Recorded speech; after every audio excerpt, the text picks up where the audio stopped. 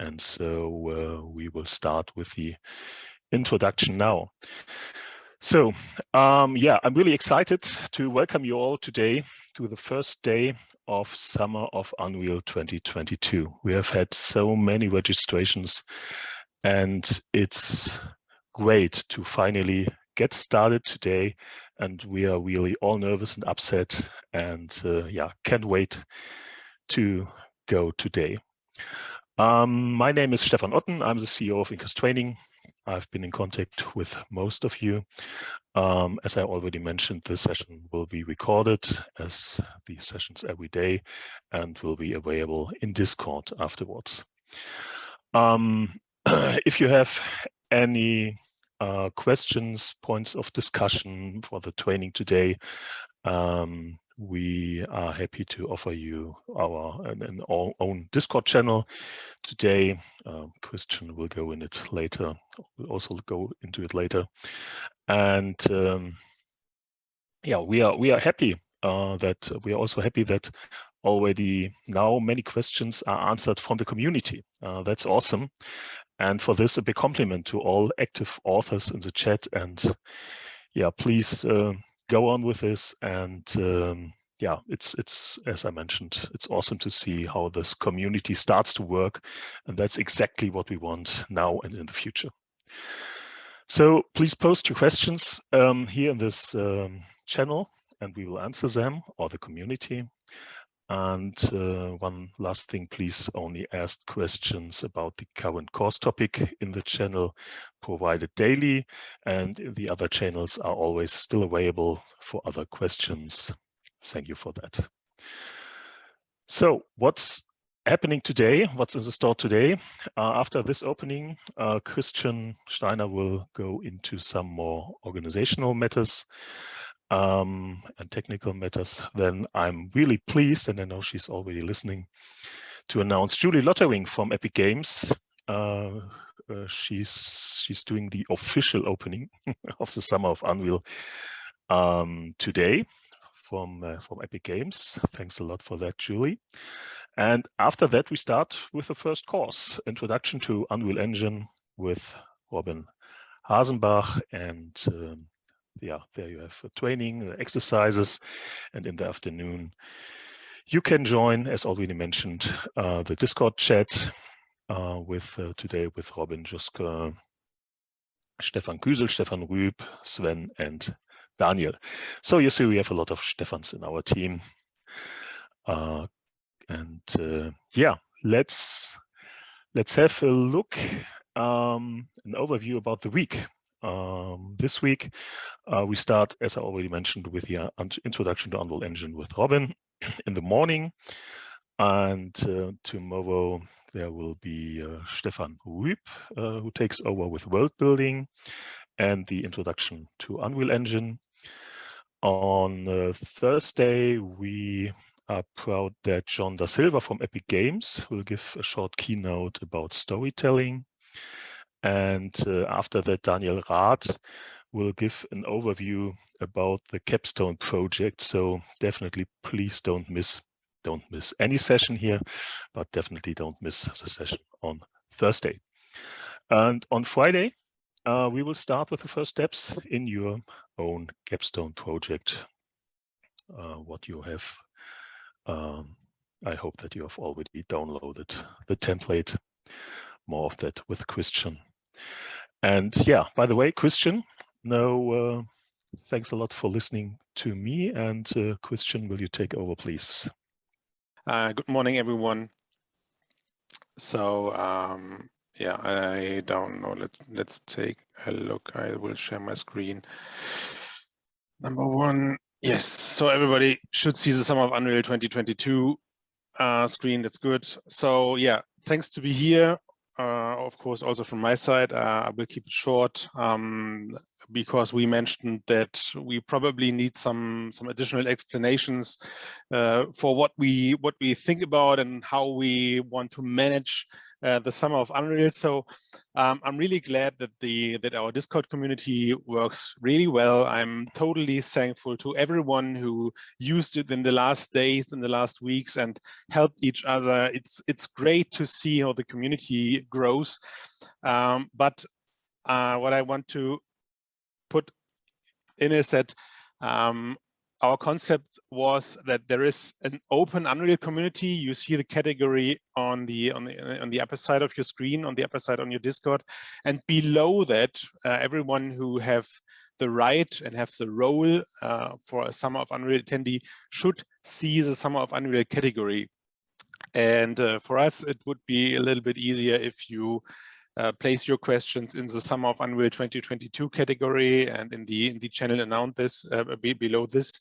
So it's okay if you use the Unreal community channel, but for all of us who are organizing the channels, it will be easier if you stay in the Summer of Unreal 2022 area. And to make this, as Stefan already said, more confusing, for each lesson we have another channel. So below the Summer of Unreal, let's say the general category, you have the course labs. Below this, there is on each course lab there is a date. So on each day you can ask your questions in the course labs categories. But of course, it's totally okay, let's say after the world building course tomorrow, if you have questions related to world building, that you can place them there. So this is totally okay, but we thought it would be a good idea to split it up to different topics. And yeah, let's see.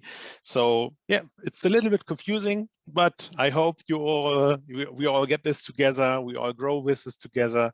I think that's something which we can put in the category. The concept sounded great on paper, but when you see how everything goes, it's a little bit difficult, but we get through this.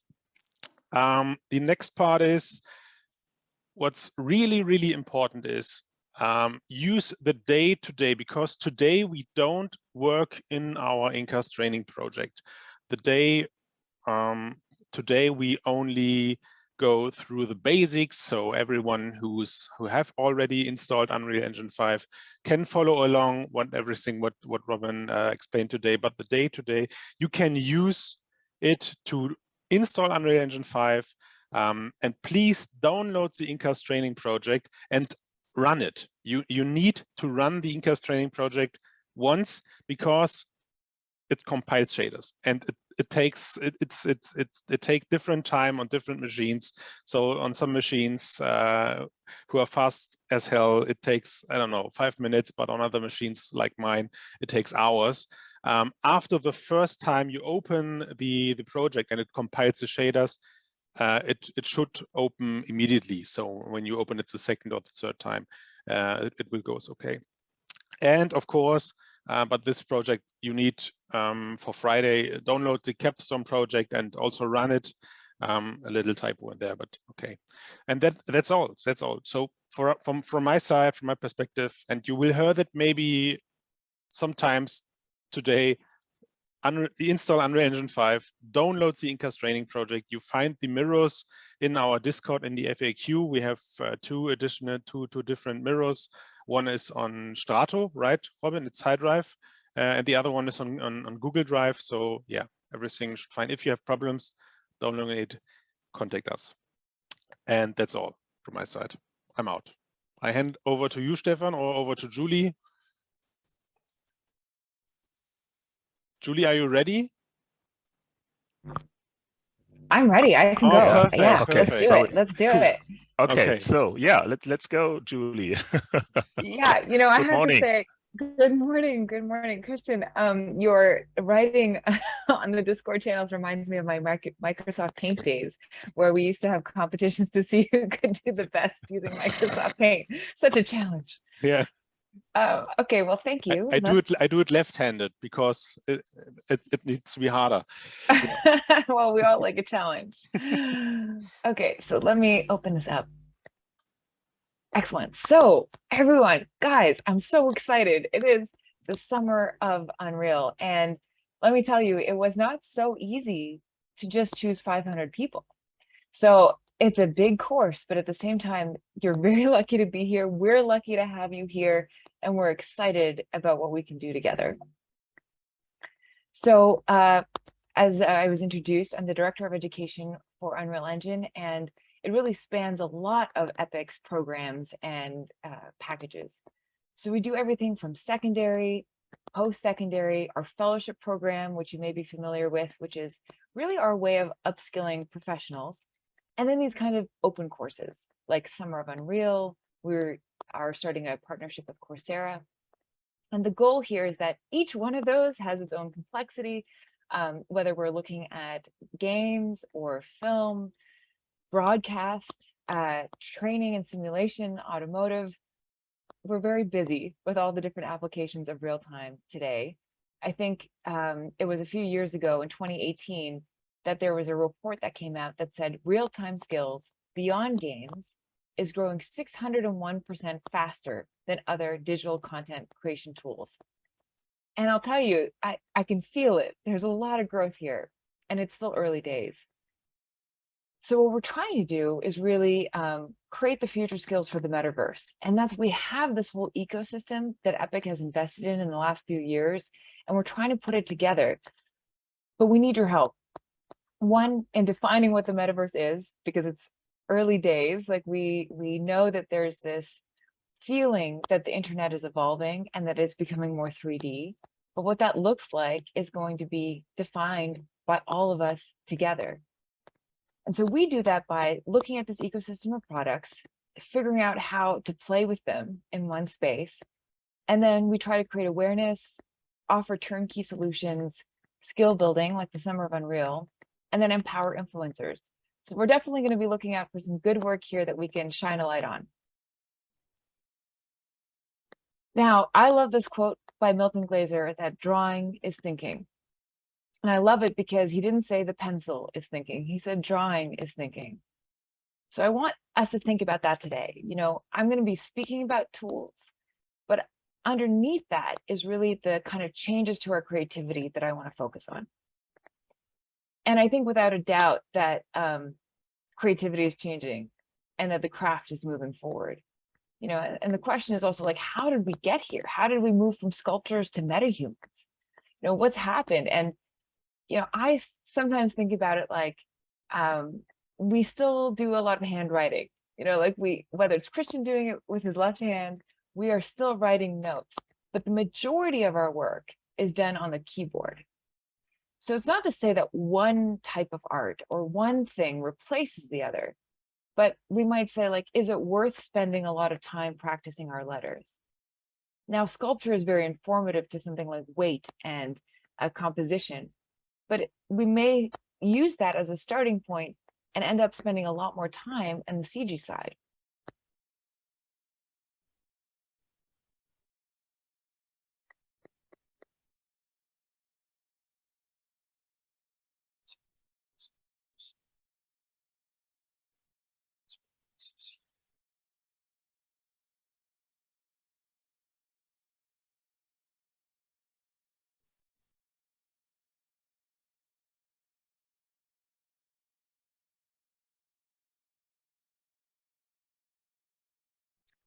Julie, we can hear no sound.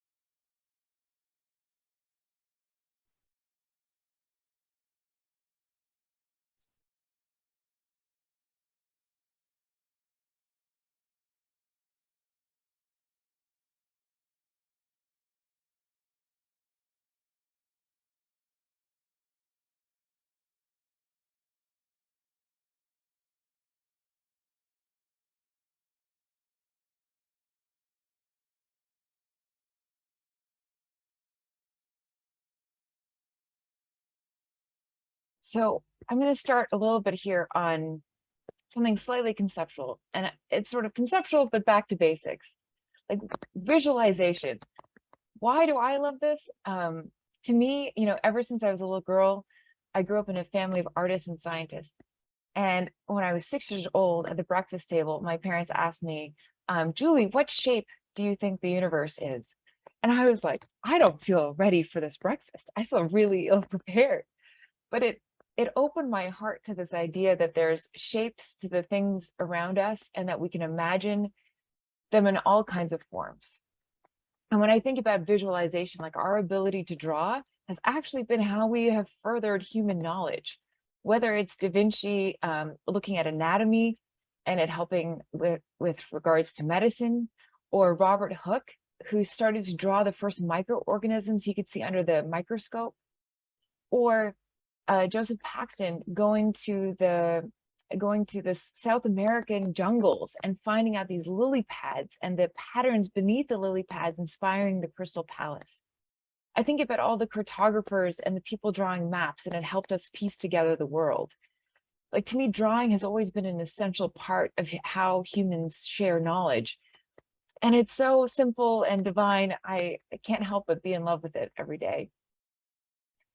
And when I think about something like the camera, which really, and when it was invented in the mid 1800s, put artists in jeopardy. Artists were like, oh my gosh, the camera's going to replace my job. Like, what's going to happen? But that was never the camera's intention. The camera was actually there for documentation purposes, to say, like, this is my child, or, this is my man, my husband before he goes to war.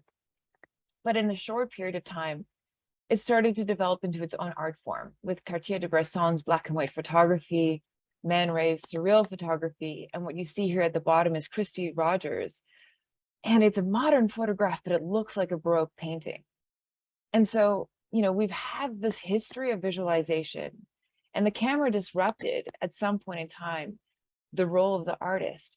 But it didn't mean that the Impressionists didn't happen. It didn't mean that Picasso and all the other artists didn't happen. It meant that now there was more room for more people to create in different ways. And so visualization leads to new stories. When I think about the camera, what it did is it gave access to more people to tell that story. And in the very first photo booth that was in New York in the late 1800s, in the first month, there was like millions of people who took their photograph for the first time. And so to me, this is quite remarkable. And no one would have guessed that the camera would have led to medical imaging, like seeing inside of our bodies, or to photogrammetry. And today with photogrammetry, for me, the question is, what's next? Like, how can photogrammetry not only change the stories we tell, but how can it change who tells the stories? And with reality capture, where we can actually all become, from photographers, photogrammetrists, we can all start to collect the objects ourselves. And this is still early, like that photogrammetry has been sort of secret knowledge for the last few years. It's been hard to scan. And at Epic, we're trying to make it easier. And so I see it as the same thing, this transition period. So it's not that visualization has changed in terms of its importance, but it's the who has access to tools, who can publish.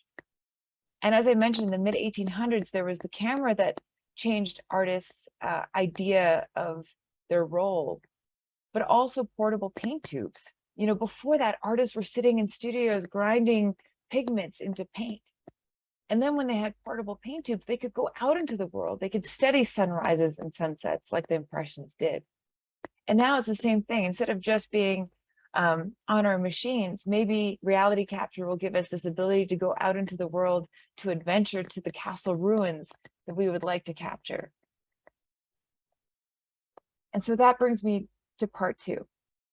Not just the importance of visualization, but interactivity. And why we're here where we are today.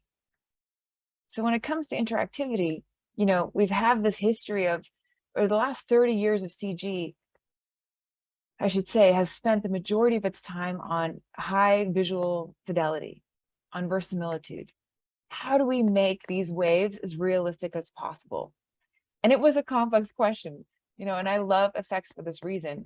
We had to think about, well, what are the different layers of water? What are the different layers of particles and the speed they move? What are the foam patterns on top of the water? And all these layers and question asking have spent a lot of our time to decode what we see mathematically and also make it very realistic. But all that data is a lot. And rendering can take, 25, 50 hours. So rendering is like learning piano by playing one key every 24 hours. It is a time-consuming process, and it is not very interactive. And if you can imagine the creative risks you decide to take when you have 24 hours to wait, well, you probably sort of build that in, right?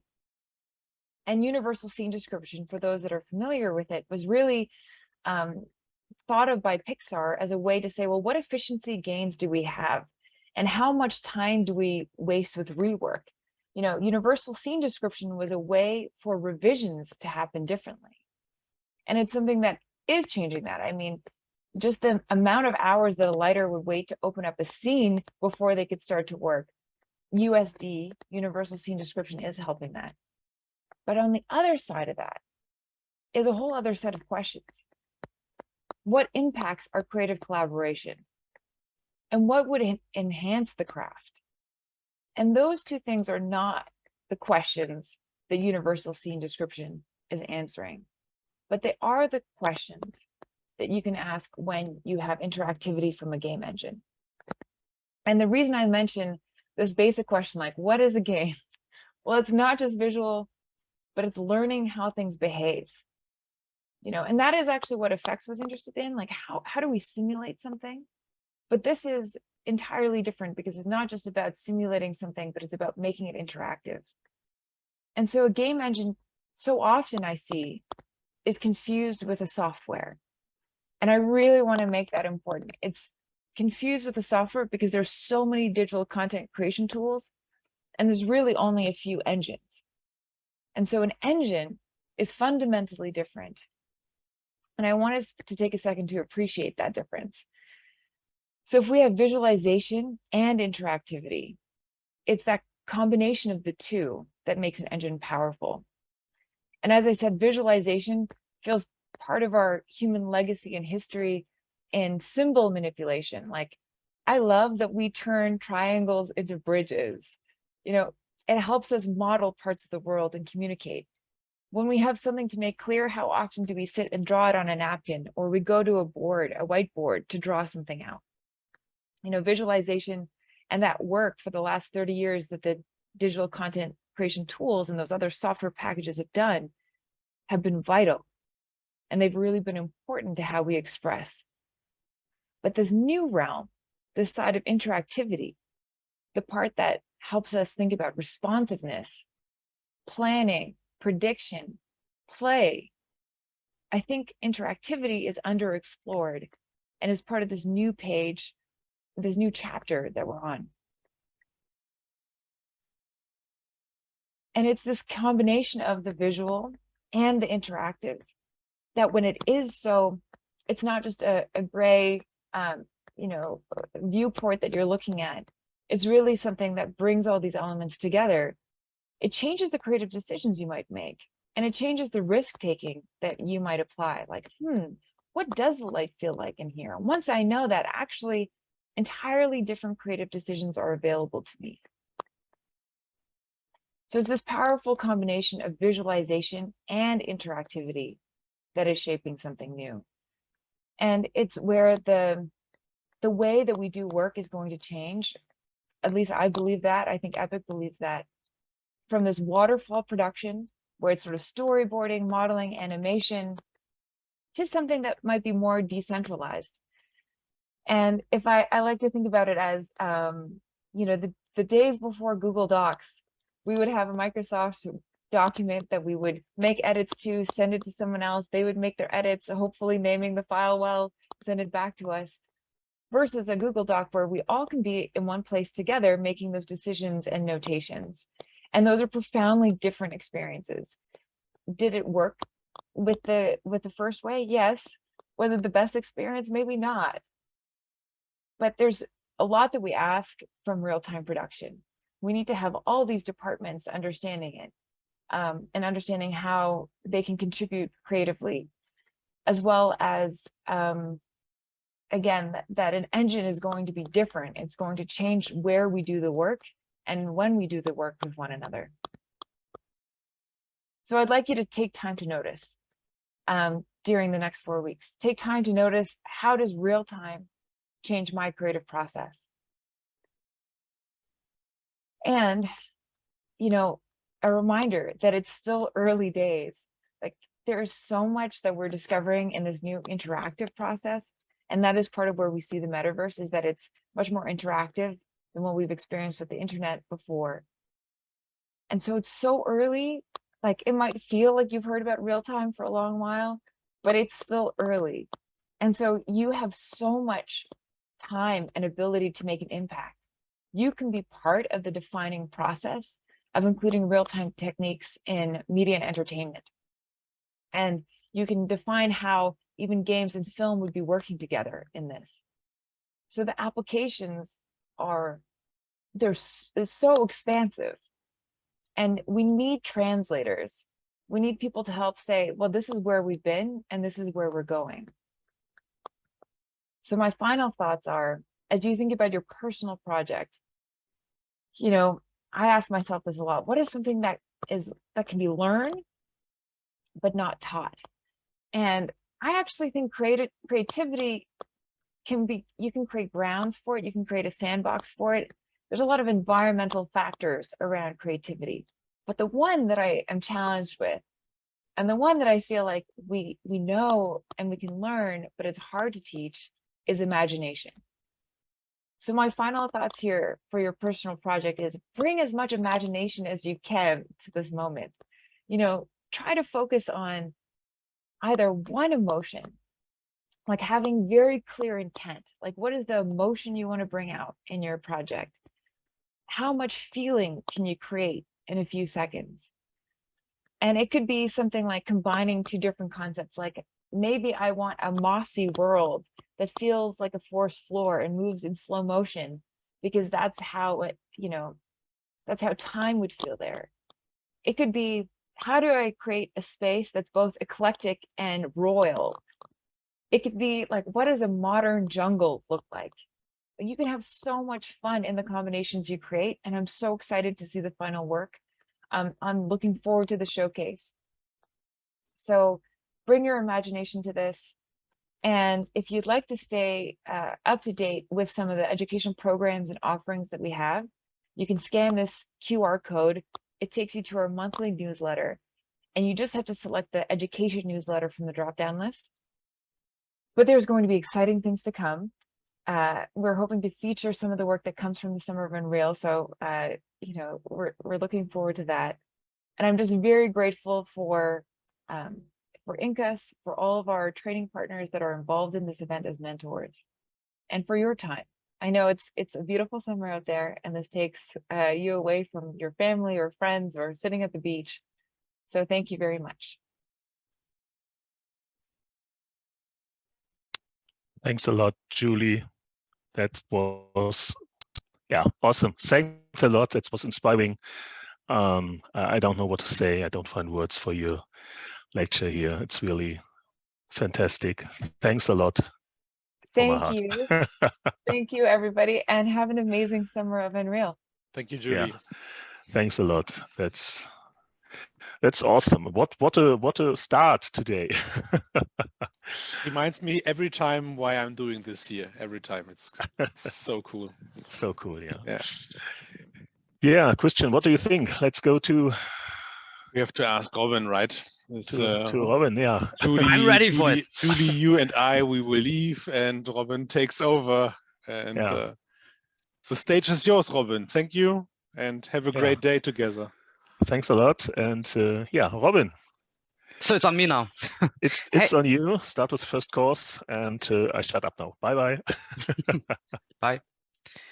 Hey everyone. I see the Discord channel is already on fire. I love to see it. Throughout the whole training, I'll be sharing my screen. So let me just start doing that. So let me get you guys over here. So I hope you can see my screen. Yeah, all right.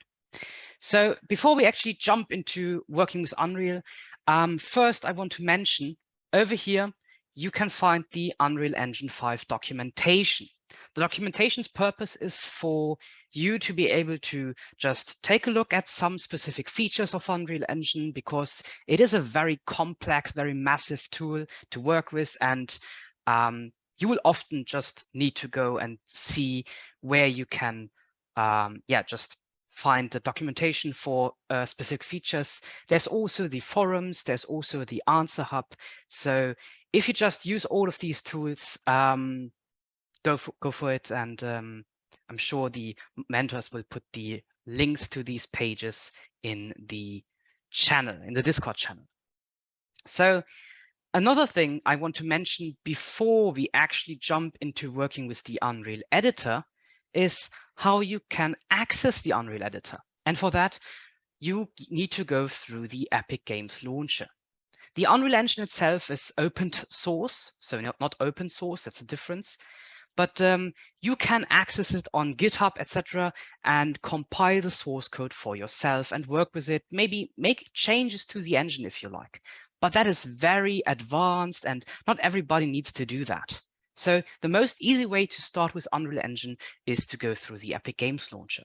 From the Epic Games Launcher, you can install engine versions. And you can install as many engine versions as you like. So you can even install recent versions, old ones that were released years back. If you still have projects going with them and for some reason you can't upgrade, you can still work with an older version of Unreal Engine and the latest one at the same time on your machine. So that is something you can do via the Epic Games Launcher over here, as well as accessing your vault. The vault's purpose is to give you all the marketplace assets that you have acquired in the time with Unreal Engine.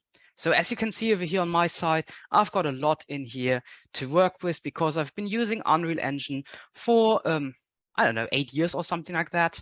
So I have gathered a lot of these assets. All of these assets are something that you can just add to your project, so it's easy to work with them and you can get them on the marketplace, but we'll come to that later. So how do we actually start using the Unreal Engine? For that, first we need to run the Unreal Editor. So you just hit the launch button over here.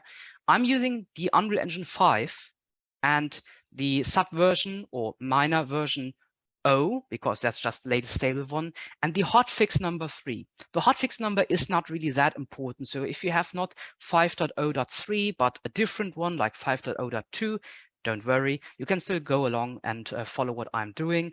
Just make sure that you're running Unreal Engine 5. So I'm launching the Unreal Engine 5 now. While this is loading, let me share you a small slide I have prepared. Things you need to know about. Unreal Engine is working in a coordinate system where the Z-axis is up, the X-axis is in front, and the Y-axis is right. Some other tools may use different coordinate systems, so that's why I mentioned it. Also, Unreal is using a unit system that is measured in centimeters. So 1 Unreal unit equals 1 centimeter. If you want to do a meter, just go with 100 centimeters, 100 Unreal units. If you want to go with a millimeter, just go with dot, so 0.1 centimeters, so you get 1 millimeter and stuff like that. Besides that, Unreal Engine is only able to handle triangulated meshes and point clouds. So if you have any not triangulated content like CAD data, for example, it can be converted via an Unreal Engine tool called the Datasmith. Also, Unreal Engine is working in a project-based approach. That means that you have one Unreal installation, maybe like I have 5.0 on my machine, but you can have as many Unreal Engine projects working with that as you like. Similar on how to install, let's say, Microsoft Word, but you can edit and create as many Word files as you need. It's the same with Unreal Engine. One more thing you need to know about is that Unreal Engine only works with content that is imported or like embedded into that project. Unreal Engine does not like you to cross-reference files across your file hierarchy on your machine. So if you want to work with content, you first import it into your project. But let's get back to what we were doing before that. I just opened up the Unreal Engine 5. So this is the first thing you see when you start up the UE5, the Unreal Project Browser. This actually is already part of the Unreal Editor, but it has not loaded any Unreal project yet. I could work with some of the projects I have on my machine right now that I have worked on recently on this machine, or I can create a new one if I like. I can also say browse to a specific directory, to a specific project folder, and take a look there. But for this course, let's just start with a new project. And as you see over here on the left side, you've got some basic categories: games, film, video, live events, architecture, automotive, product design, and manufacturing. These are the main branches or industries Epic Games is catering towards with Unreal Engine. So, for example, in film, video, and live events, you find some specific project templates for that film, video, live events category. Same goes for architecture and automotive, as well as for games. Let's just for this introduction course today, work with a template from the games category. So I go with a third-person one because we already have a character there that we can run around with and take a look at our scene with a third-person character view. So I go to games, third person. Maybe later on you won't start projects like that. You may start with a blank one, meaning there's nothing in there, it's just empty and you can start from scratch. Or you want to go with a different one that is more catering towards on what you want to do. But for now, let's go with the games third-person template. Over here on the right side, you can define if you want to go with a blueprint project or C++. Now, what does that mean? Unreal Engine can be programmed in 2 different ways, actually even 3 if you like. C++, that's a high-level programming language. It's a really complex one, but you can basically do anything you like there. And you also have got Blueprint.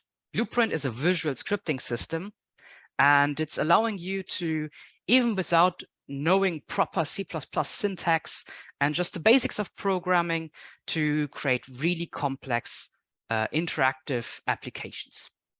Now we have to choose between C++ and Blueprint over here because an Unreal Engine project can be one of the 2. If I choose C++, it would create a Visual Studio solution in the background, so I'm ready to go with C++.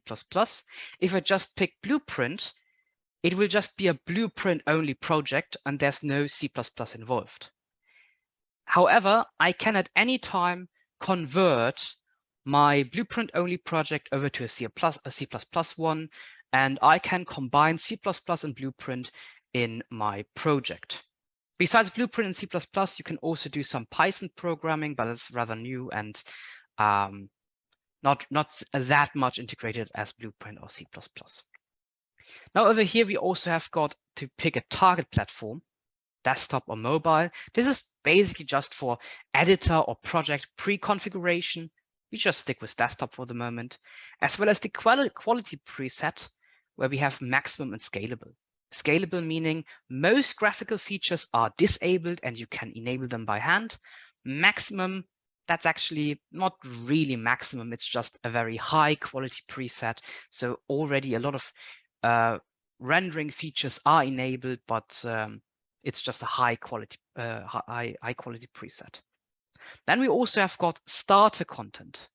For starter content, that means you want to have already in your project around 700 megabytes of assets or content. In a game engine, assets or content is a term for any kind of 3D mesh, texture, sound file, video file, really anything that is part of your project that you put in your scenes, that you put in your levels and work with. So starter content, we leave that checked as well. Last but not least, you've got a checkbox for ray tracing. This refers to hardware ray tracing. So Unreal Engine can do hardware ray tracing, meaning using your NVIDIA high-end graphics card, using the hardware processors for that. But for the moment, we just leave this disabled because we don't want to use hardware ray tracing right now. Over here, you can define where you want to put your project on your machine, and you also give it a name. Please note that a name is not supposed to have any kind of space or special letters in it. The only special kind of letter allowed is a underscore. I just call this one intro to UE, like that. And I hit the create button to actually create this project on my machine.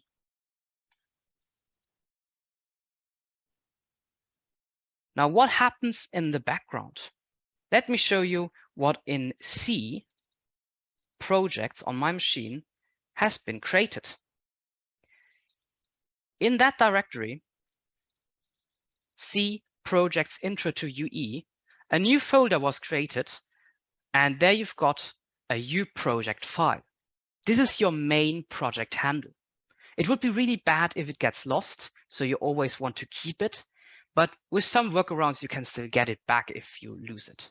Now, what's the project handle actually about? If you were to double click on this, you would immediately start your Unreal Engine 5 with that project you have over here. Let's take a look inside of what is actually in here. And as you can see, it is just a text file containing some basic information for your Unreal Engine to recognize, like which engine is associated with this project and what plugins and things are allowed to do. So that's the project handle. Besides that, you also have got a content folder. That is one of the most important ones, as in there, you will have all your Unreal Engine content, all your assets, all your 3D meshes, your textures, your sound files. As mentioned, you first import them into your project, and an Unreal Engine project is basically self-contained.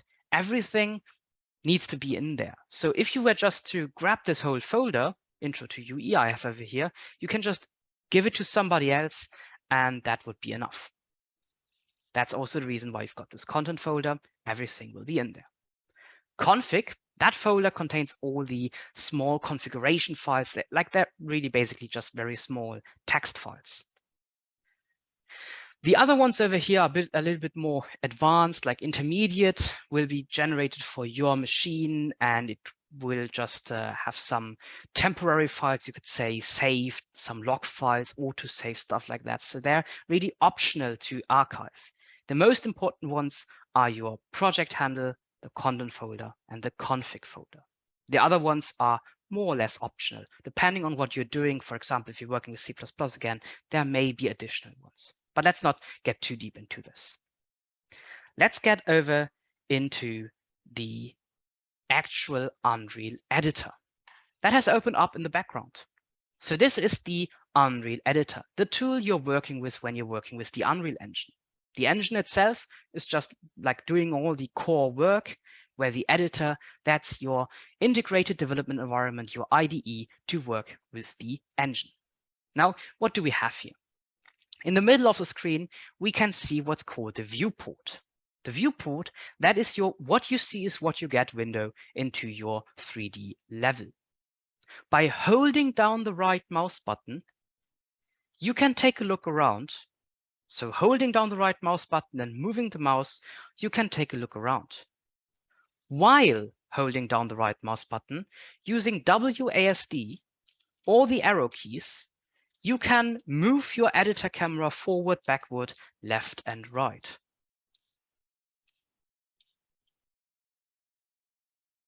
On the top right side of your viewport, you have different viewport tools.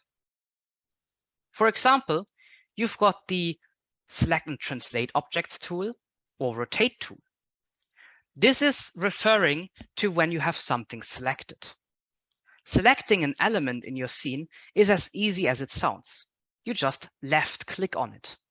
It will be outlined using an orange outline effect, and you will get an additional element called the gizmo.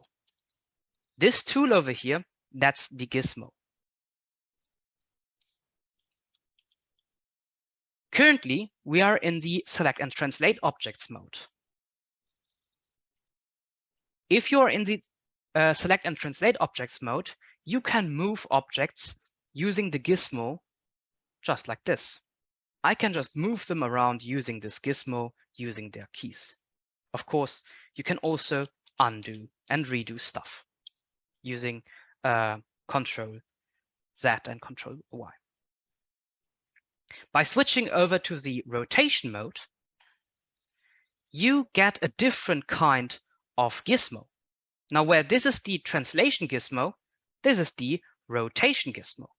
As the name says, you can now rotate an object, and you always rotate or move objects along their gizmo point. The gizmo will be attached to what's called the pivot.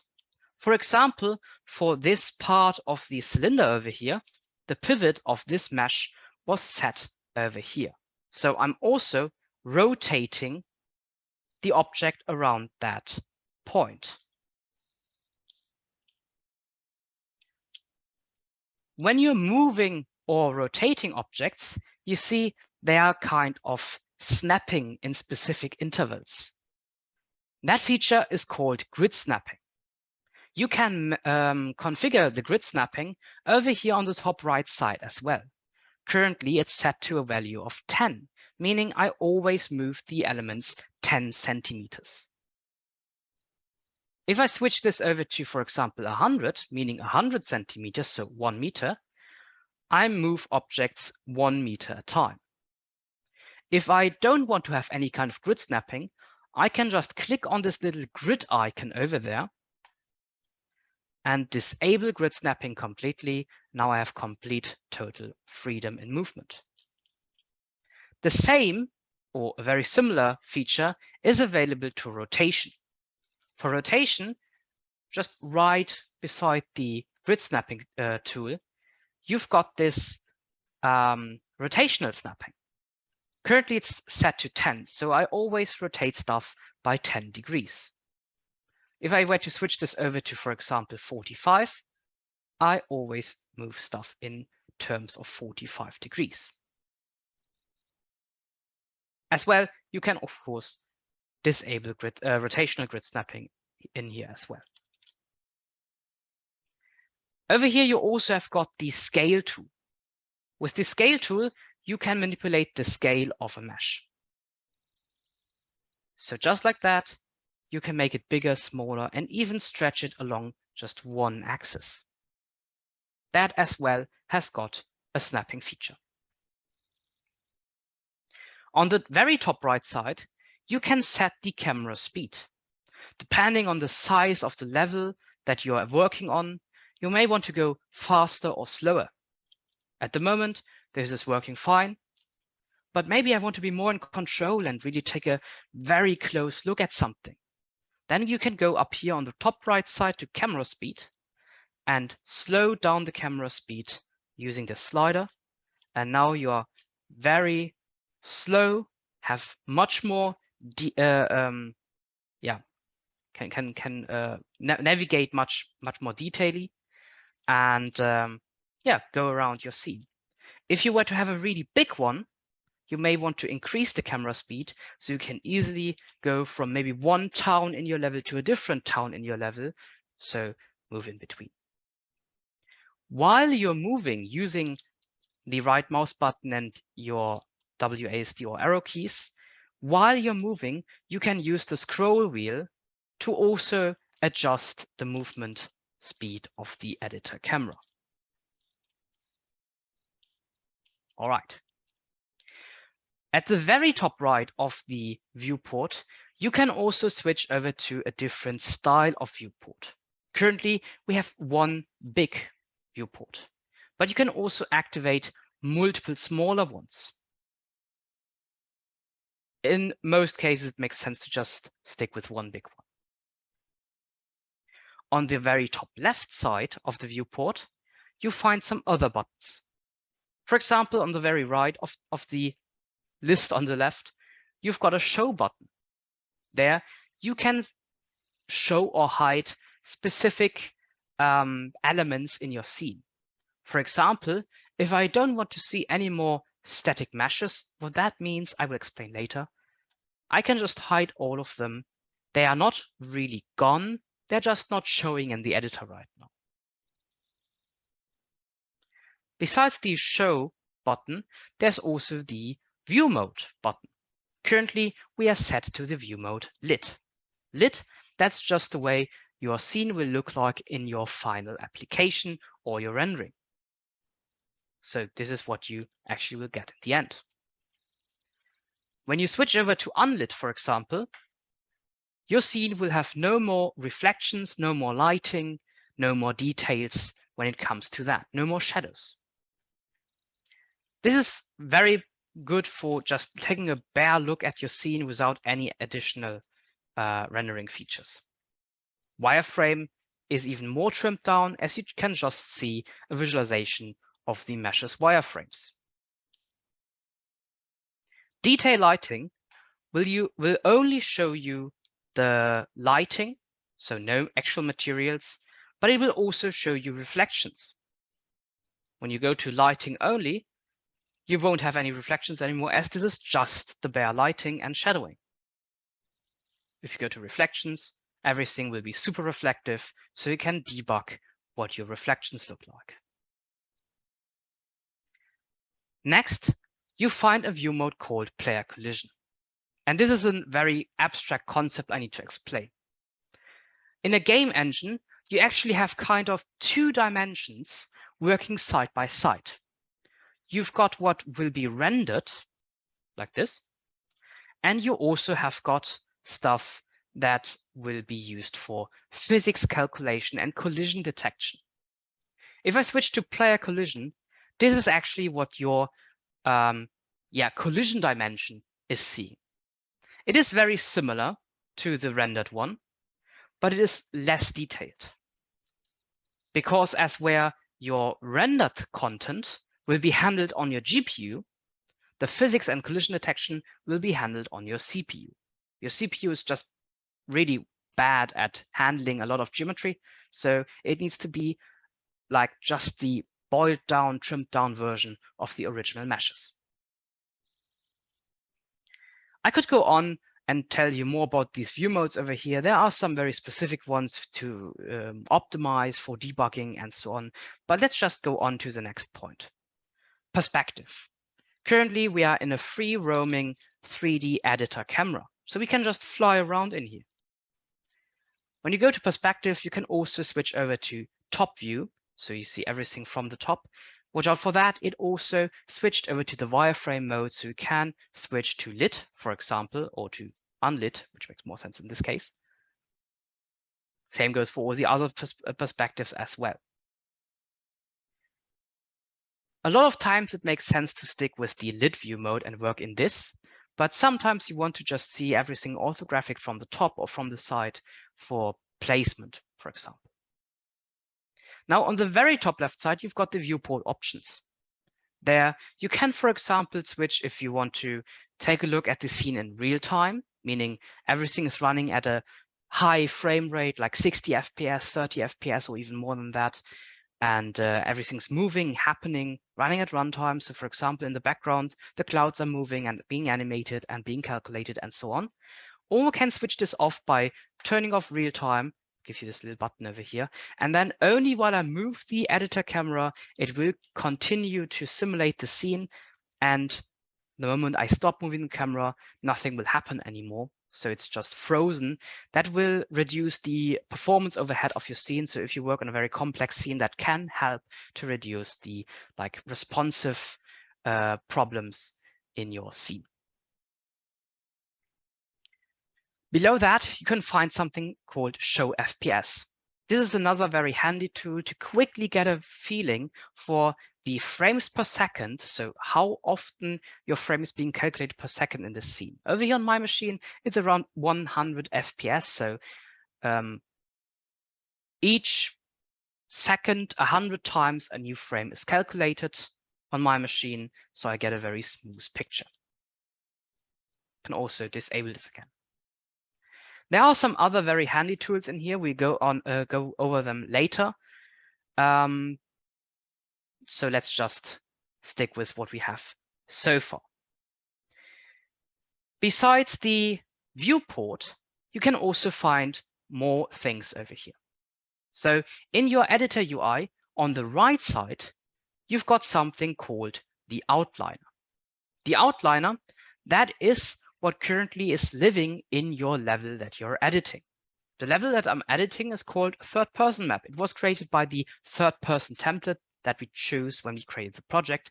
As you can also see over here, we are currently editing the third person map. So that's the name of this level. About terminology, the terms level, map, scene, sometimes even environment are used very freely when working with Unreal Engine. Internally, they're referred to as levels, but you also often find map or scene. In the end, it's all the same. It's all describing a composition of elements sitting together as one environment, as one level, as one scene, whatever you may call it. The outliner is giving you the hierarchy of exactly these elements. So we have some folders in here already created by the template for us. And we also have got some elements. For example, I can click on one.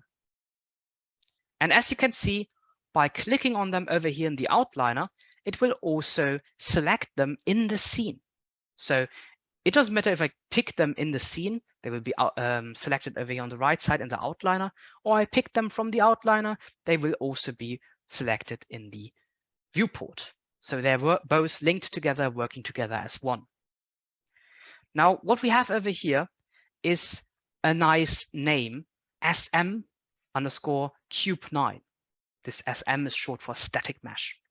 Static mesh cube 9. Now, this is one element of many elements in the scene. On the right side, we can see what type they are. Static mesh actor. So something about static meshes again. Yeah, that makes sense as it is a mesh sitting in a 3D scene. Below the outliner, we've got something called details. For whatever you have currently selected in the details panel, you can adjust their current properties. So basically you can configure them. And to better understand how the viewport, the outliner, and this details panel is linked together, I have prepared a quick overview about a very fundamental part of any modern game engine. So let's take a quick look at the ECS, the foundation of a modern game engine. The ECS is made up of 3 parts, E, C, and S. As E stands for entities, C stands for components, and S stands for systems. These entities in Unreal Engine terminology are called actors. As this ECS system is not really like just bound to Unreal Engine, you will find a similar system or similar systems even in other tools. Now back to Unreal Engine. Entities, components, systems. What are they? Entities or actors, let's just stick with actors as this is the Unreal Engine terminology. Actors are containers for components. They have 2 basic rules. They are never allowed to be empty, and they are only allowed to have a single root component. So what do we learn from that? Okay, an actor contains components, and these components create a hierarchy inside of the actor, inside of the container. And these containers can never be empty. And as they create a hierarchy, at the very top level, at the root of the hierarchy, only a single component is allowed to be there. The components, however, they are descriptions and instructions for systems. These components basically contain behavior and information, and they all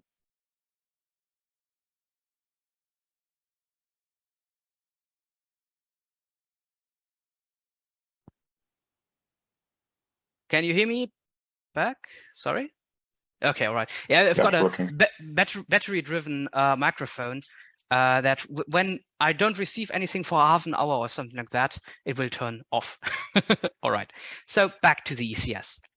The components always need to be contained by an actor to function. So components can never be on their own.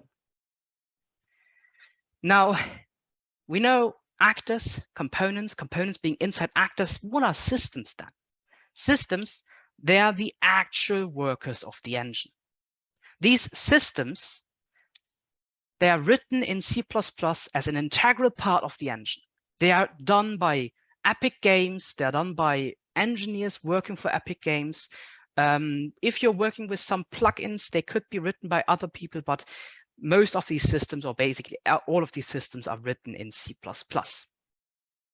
These systems, to give you a few examples, could be something like the rendering system, the audio system, the input system, and many more. Without any extra plugins, over 200 systems are working hand in hand at any time to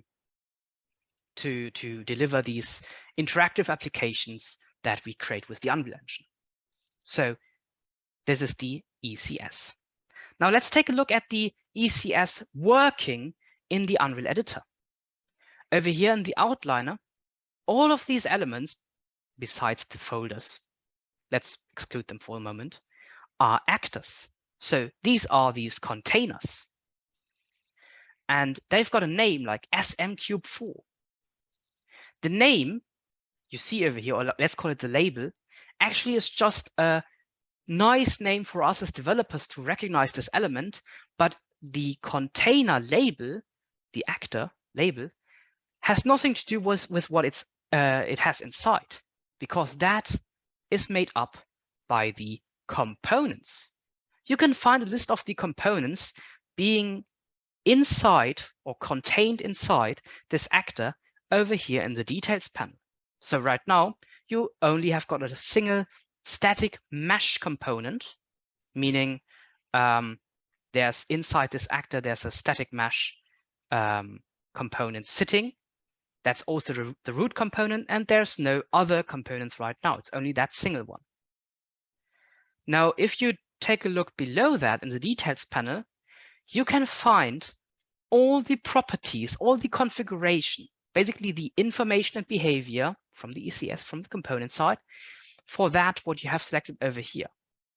If you just have selected the SM-Cube4, where it says instance, you have the root component and the actors properties all listed in here.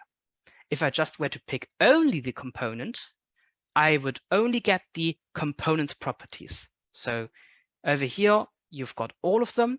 And here you only have got specifically the properties for this static mesh component. So for example, it has defined that you want to see this kind of 3D mesh and this kind of surface material so that your object actually is looking like this. You could, from over here, from the drop-down menu, pick a different one, and you would get a completely different 3D mesh, sitting at the same position, having the same properties, so the same surface material, for example, but being a completely different mesh. Now, if I undo this, I would get what we had before. So you always have this separation between actors, components, systems, and actually you just place actors as containers in the scene, and the components, they are actually just describing what you want to get in your scene, and the internal systems, you actually never really touch, you just configure them or instruct them on what to do. They are actually doing the job, like displaying this 3D mesh over here. All right. Besides the details, so outliner, details, on the right side over here, you also have got the world settings. The world settings, this part over here, this little window, This is for configuring the level that you're currently editing itself. In case that you don't see this, you can access it from over here on the top right side, settings, world settings. Just in case that you're missing this settings, world settings there, you can also get this panel. The world settings, they always refer to what you're currently editing. So to this level that you're currently editing. If you were to switch over to a different level, you would get different world settings. And that's actually a really good point. Unreal Engine or a single Unreal Engine project can have as many levels or scenes as you like. And you can even have levels embedding sub-levels. So you can put one level into a different one, having basically a master or a persistent level and sub-levels that you can, for example, stream in or use to better organize your content. All right, so now we know about what's over here on the right side. On the top side, you've got a toolbar. We already just used the settings panel over here. From there, you can access some of the settings. For example, the project settings, we will do that later. On the left side, you've got a quick save button to just save your current level, what you're editing. Unreal Editor is having different modes depending on what you're doing. Currently, we are just in the select modes. We can just work with the scene, but there are also some other ones, and we'll cover some of them later in this course. There's a quick add button for adding new content to your scene. So, for example, I want to add a quick light, just a point light to my scene. It will just be placed in front of me, in front of the editor camera over there. We also have got a blueprint panel. We'll talk about that in detail on the blueprint course. A sequencer panel, the sequencer course. But we also have got this little green play button. If you click on that, you completely switch from editor mode into runtime mode. Now, this is interesting. What we're doing right now, this is the editor mode. You can manipulate the scene, you can manipulate your project. Basically, you can work with the editor. Now, when we switch over to the play mode, it will completely switch from editor to what you could call a game or interactive application. As we picked the third person template when creating this project, we now have this 3D character standing in front of us. We've got an orbit camera around that object, around that character, and using WASD, we can move that character around. We can even jump around. So this is a third person template project. If you were to create a different kind of interactive application, you would get a completely different kind of game, character, whatever you're doing. Maybe you're doing something with VR. Maybe you're just rendering a movie, so you don't have any interactive character or something like that at all. It really depends on what you're doing. And that is what basically makes the difference between one application and another, or one rendering and the other. By hitting the escape button again, you switch back from the runtime over to the editor mode. Now we're back here. All right. We just talked about these static meshes, but what actually is a static mesh? And is there other types of meshes besides static meshes? For that, let's take a quick look at what we have over there. For that, again, I also have prepared a quick slide. So let's talk about the mesh types, the basic mesh types available to you in Unreal Engine. There are static meshes and skeletal meshes. Static meshes are any kind of 3D mesh, as where skeletal meshes are 3D meshes featuring a bone hierarchy, or also called a skeleton. Imagine a character, me for example. I'm definitely having some kind of bone structure inside of me, virtual bones, where if I were a character, and they have a hierarchy of what bone is connected to what other bone. But not every kind of mesh is having that. If I just were to, for example, go with a keyboard, a table, stuff like that, They don't need to have any kind of bones. Static meshes can be physically simulated as a whole object. So just the whole table is falling over. As where a skeletal mesh, there you can physically simulate per bone or the whole object or just partially of the parts of the skeletal mesh. So for example, just all the bones from my arm on. Static meshes can be used in pre-calculations. Pre-calculations in Unreal Engine could be light baking, reflection capturing, stuff like that. We will cover all of this over the summer of Unreal, so don't worry about that. Just so you need to know, you know about that. Skeletal meshes cannot be used in any kind of pre-calculations, as skeletal meshes are always like morphing, bending, moving around, being animated. They are never like just in one place, or not really. That's not really their purpose. Static meshes, on the other hand, they can't come with any kind of deformations or bending, soft body, stuff like that. Skeletal meshes can do that. Skeletal meshes are meant to be used for deformations, bending, and so on. For example, morph targets.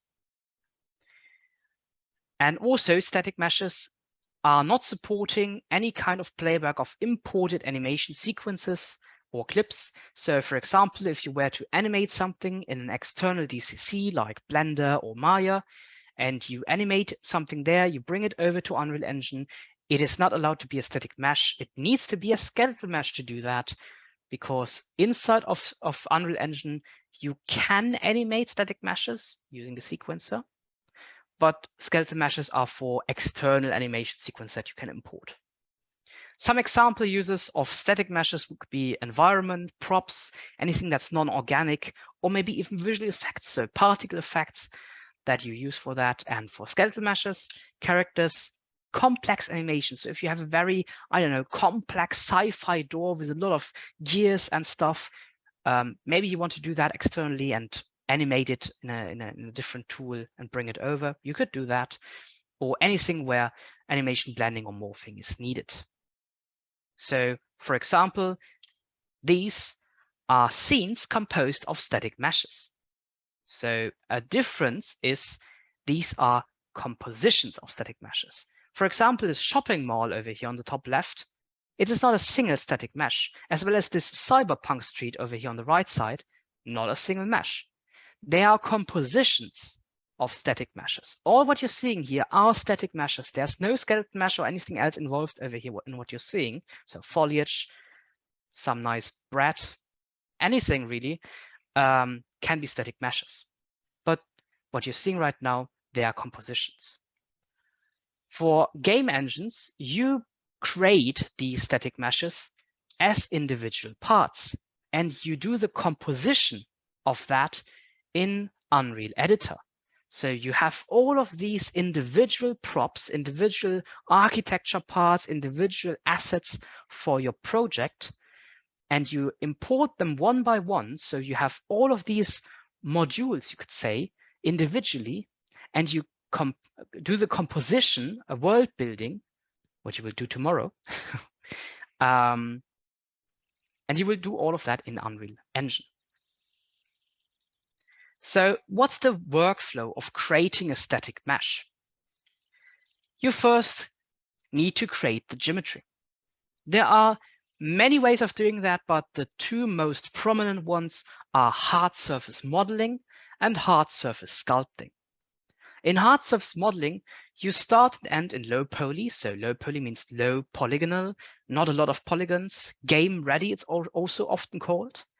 And additional details come in via something called a normal map. You will cover that on the materials course in the Sum of Unreal, so don't worry about that, just mentioning it. In hard surface sculpting, you start in a high poly. So in a very, very detail-rich high polygonal geometry, and you bake down that high poly to a low poly, meaning you get from your very much detailed version of the asset, you get a game ready, real-time ready asset. And these extra details that you have sculpted into your 3D geometry, they're also baked down to what's called a normal map later on. Now, when you've done that and you've just created your 3D geometry, It is not yet game ready. Even if it is low poly and you've done everything that I just mentioned, you still need to do some extra steps to have it run in Unreal Engine. The next step is to do UV unwrapping. You see, if you want to be in control of where on your 3D mesh you want to put what color, what information, basically, you need to project 3D vertices, so your 3D mesh, what you have over here, onto a 2D surface, because these information that you put on a mesh is something you store in a picture, in a 2D texture, they are called. So you do the projection of 3D vertices to 2D pixels in something called UV space, and that process is called UV unwrapping. After you've done the UV unwrapping, you do something called materialization. That's basically creating and applying the materials. You can do that in tools like Quixel Mixer. You can do that in tools like Substance Painter. There are more tools than that, but all of them are just for painting information onto that UV unwrap, so you get a nice materialized version of your content.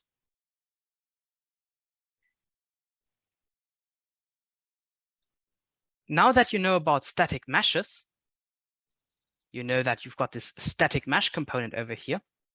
Let's actually take a deeper look into actors. You see SM Cube 4. This is my object that I've currently selected. SM Cube 4 is just a name. It is never like, the name really never means something to the scene, to Unreal Engine. It is just for me as developer to recognize this, to identify this object. So by double clicking in the details on the SM Cube 4, I can rename this and I can give it a more, I don't know, recognizable name or more easy name for me to identify this. For example, I could use something like Cube Platform. So I know this is the Cube Platform. It has changed nothing about this cube being over here, saying, to the systems that it's a cube of that size with that surface material and so on. In the static mesh components properties down here, you can configure the way the rendering system, for example, or the physics system is handling this. When you scroll down a bit, you can, for example, in the lighting category, say you want to stop casting a shadow. So this element is not casting a shadow anymore. Okay, has it stopped sharing the screen? Do you still see my screen? I'm not sure about that. No, it's gone. I'm not allowed to share my screen anymore. IT, sorry.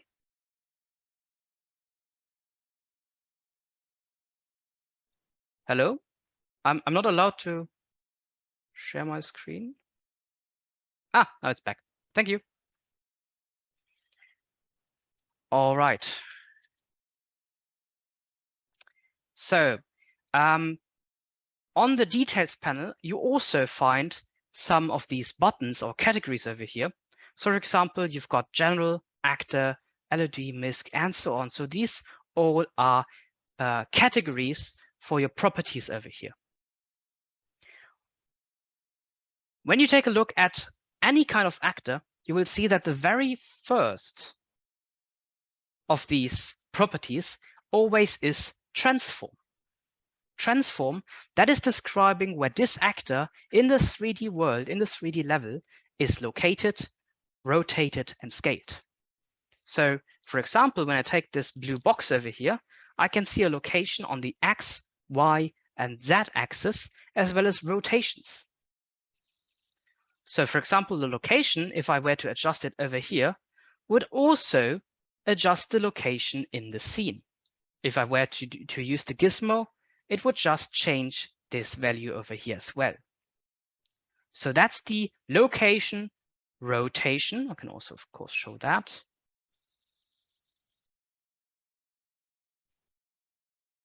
Of any element that you have in here. If you want to return to the default value on the very right side of a property, you can hit the reset to default arrow, and it will be reset to the default value. On the very right in the details panel, it will always be there for any kind of property you have in here. Location, rotation, scale. Now, what's that below it? Static, stationary, movable. That's just for if this object is ever supposed to move around or should just stay in this location. So if we if we set it to static, it can be optimized by the engine, so it's easier to render it, and it can do some stuff like pre-calculations. All right. So besides the viewport, the outliner, the details, we're missing something. Where is all of our content? All of our content is located in the project's content drawer. On the bottom left side, you can extend the content drawer. By clicking on it, it will pop up. And that is all the content living in your project. As mentioned earlier, every content that you want to work with in your Unreal Engine project needs to be inside of your content of your project. So what do we have here? You can navigate over here on the left side through all the folders. Then when you're in here, you can head inside. For example, let's go to the starter content. And inside the starter contents, you've got subfolders. And inside of these subfolders, you can find, let's go with props for the moment. That, for example, is your starter content props folder, static meshes. All of these that you can see over here in this list are static meshes. When you hover over them, it will give you a quick tooltip telling you basic information about this mesh. For example, that it is in fact a static mesh. Also, how many vertices and triangles and materials are on that static mesh. The content drawer, specifically for that, is having a filter option. With the filter, you can filter from the selected folder downwards all the assets available. So if I were to go to the very top of the content and filter for static meshes, it would list all static meshes that are in there. And it doesn't matter in what kind of subfolder they are. But if I go to the props folder, only static meshes listed in that folder and subfolders are seen here. And you can also click on this static mesh button, on this filter button again, to turn it on and off, but also right click and remove the static mesh filter option, so it's gone. So it makes sense to have your most commonly used assets as filters set, so you can quickly just filter for specific asset types. In general, Unreal Engine is handling a lot of different asset types like surface materials, meshes, levels, textures, and many more depending on your project. So it makes sense to have a good organization of them over here. By dragging and dropping a static mesh into the scene, it will be placed there. But wait a moment, we just placed a static mesh by dragging and dropping it into the scene. Didn't we just learn that via the ECS, we are never supposed to directly work with content in the scene, and also components using that content needs to have an actor and all the stuff that we just talked about? Yeah. By dragging and dropping a mesh in the scene, it automatically creates a new actor for that element, and it automatically sets the selected content in the configuration of the component. So you've got this SM_chair now set as the static mesh to show over here. Of course, at any time, you could replace this with a different mesh, no problem. But by dragging and dropping it, it automatically created that actor and the right component. Now, as we have a new actor sitting in the scene, we still just have a single component. So let's change this. I want this chair to also have an additional component. And because we already placed a light, let's go with a different one. Let's go with a particle system. A particle system is something in the Unreal Engine that is referred to as a special effect or VFX. And particle systems could be stuff like water, fire, smoke, lightning, all that stuff, you know, visual effects. Unreal Engine 5 is featuring two different visual effects systems. The old one, Cascade, and the newer one, Niagara. Niagara will be the sole solution in the future for Unreal Engine, but right now you've got both the legacy Cascade and the new Niagara system at the same time available. Now, the starter content that we currently have in UE 5.0 was created for Unreal Engine 4 and is still featuring Cascade. So just mentioning that, most certainly you will not use Cascade in the future, but because the starter content is using Cascade or having content in Cascade, we will use it right now. I can add additional components, like for example, the Cascade particle system component, to my chair by going to the little add button with a little green plus sign. And I want to go with a particle system. And you also automatically see you've got Niagara particle system component and particle system component, as where Niagara particle system component is referring to a Niagara, the newer one, effect system, and particle system is the old legacy Cascade. So I pick particle system. So I've added it. I can also rename it. So I want to name this one Fire VFX, as I'm about to give this a fire special effect. Okay, so now this SM chair actor is containing two components. And actually these components already have created a hierarchy. As you can see, I can collapse and expand this over here. So underneath the static mesh component, as this is the root component, it has created the Fire VFX particle system. Still, in the scene on my chair, no fire effect to be found, because we didn't configure the component to actually show that. So when we have the particle system, Fire VFX I've called it, selected, I need to pick a template. Template that is what's living in our content browser over here as a Cascade particle system. That's the template for this. So I can pick from this list the P_fire, P for particle system _fire. And now I actually have got a fire effect sitting on my chair. The chair and the fire effect are both part or coming with the starter content of Unreal Engine. If I were to move this SM chair actor around now, the fire effect would also follow along, because it is attached to the chair. You can basically say you have it being contained or being part of the chair. Imagine this system not doing something like a chair that burns, but you're creating a whole, I don't know, car.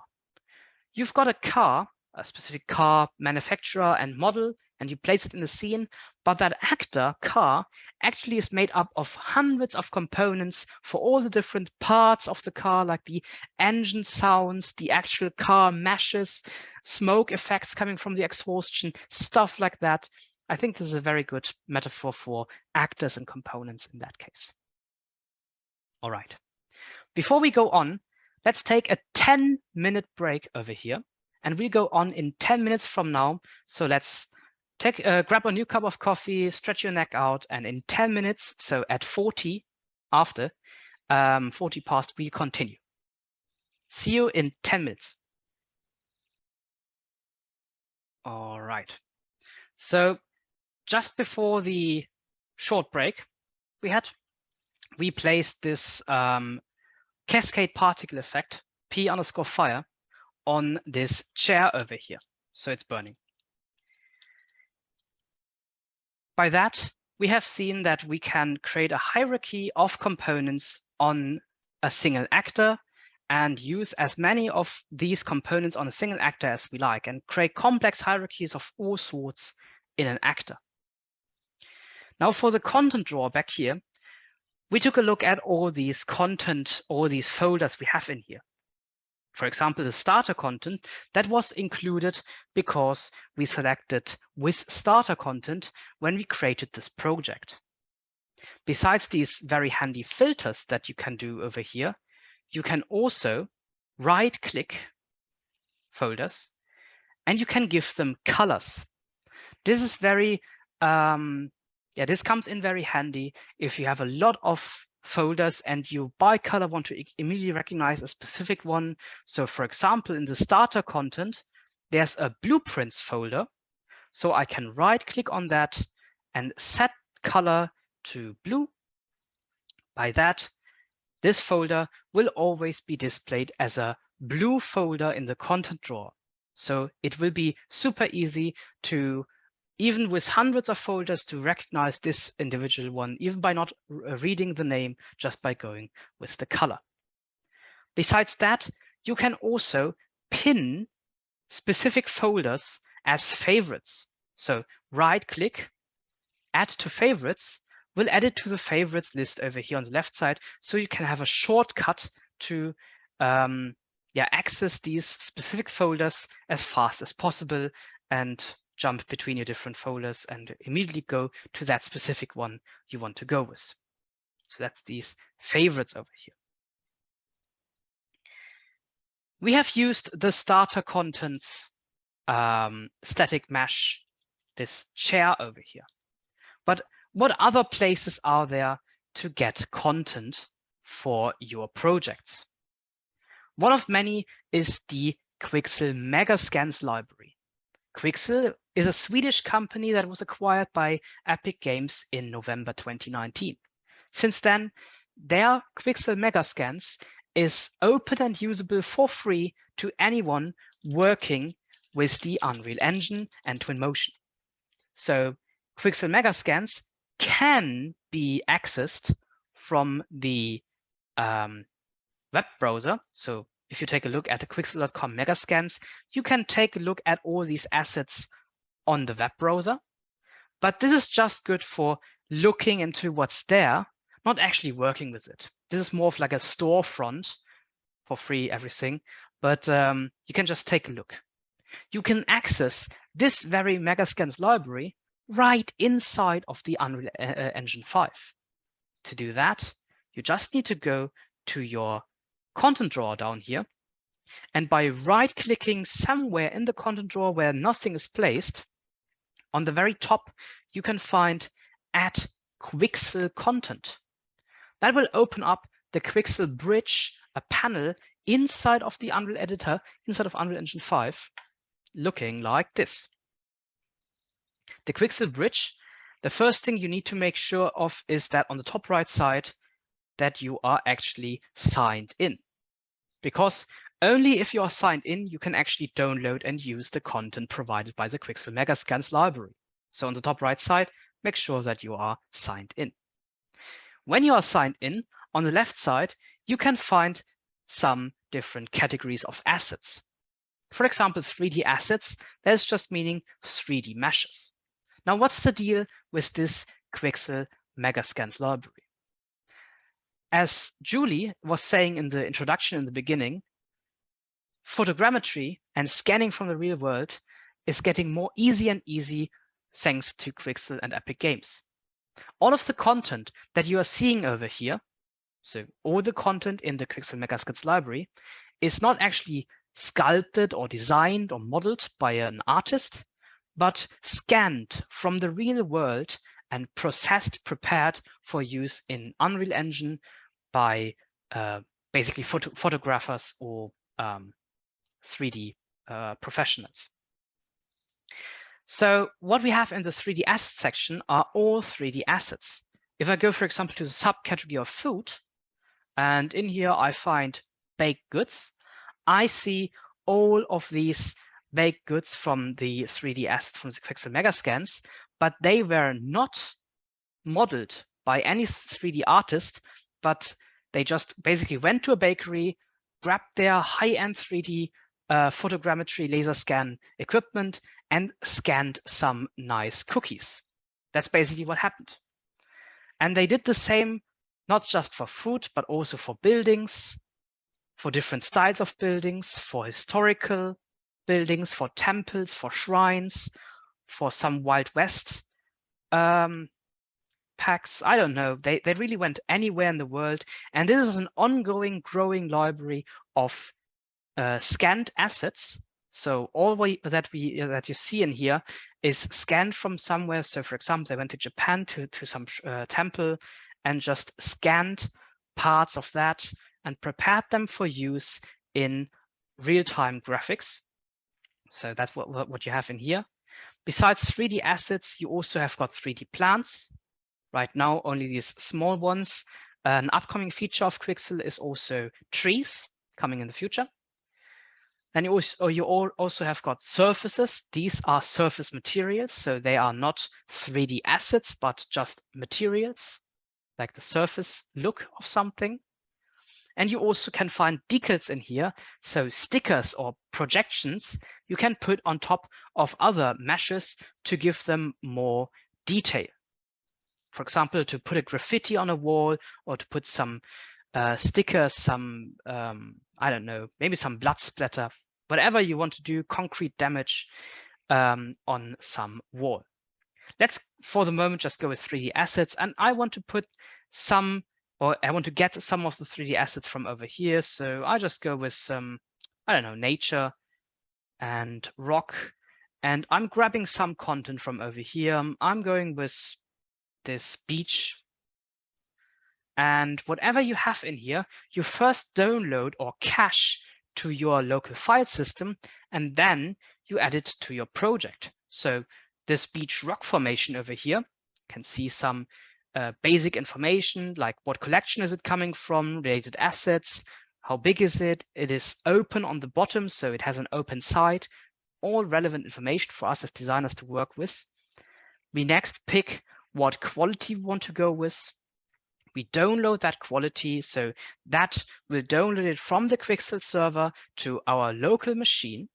And when the download is finished, we will have a list of locally available content.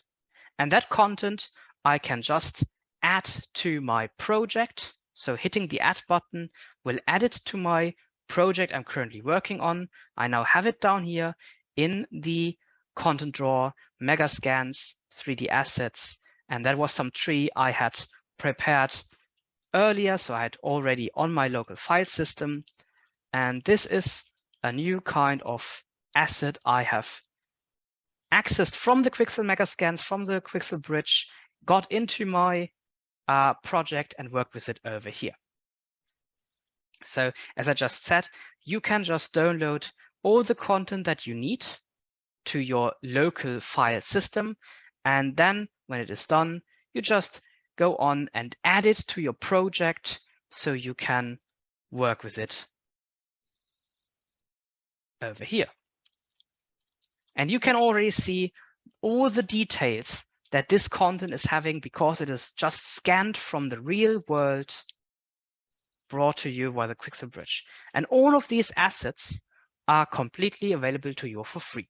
So no strings attached, you just need to use them with the Unreal Engine, and you can use them for as many projects as you like and do anything you like with it.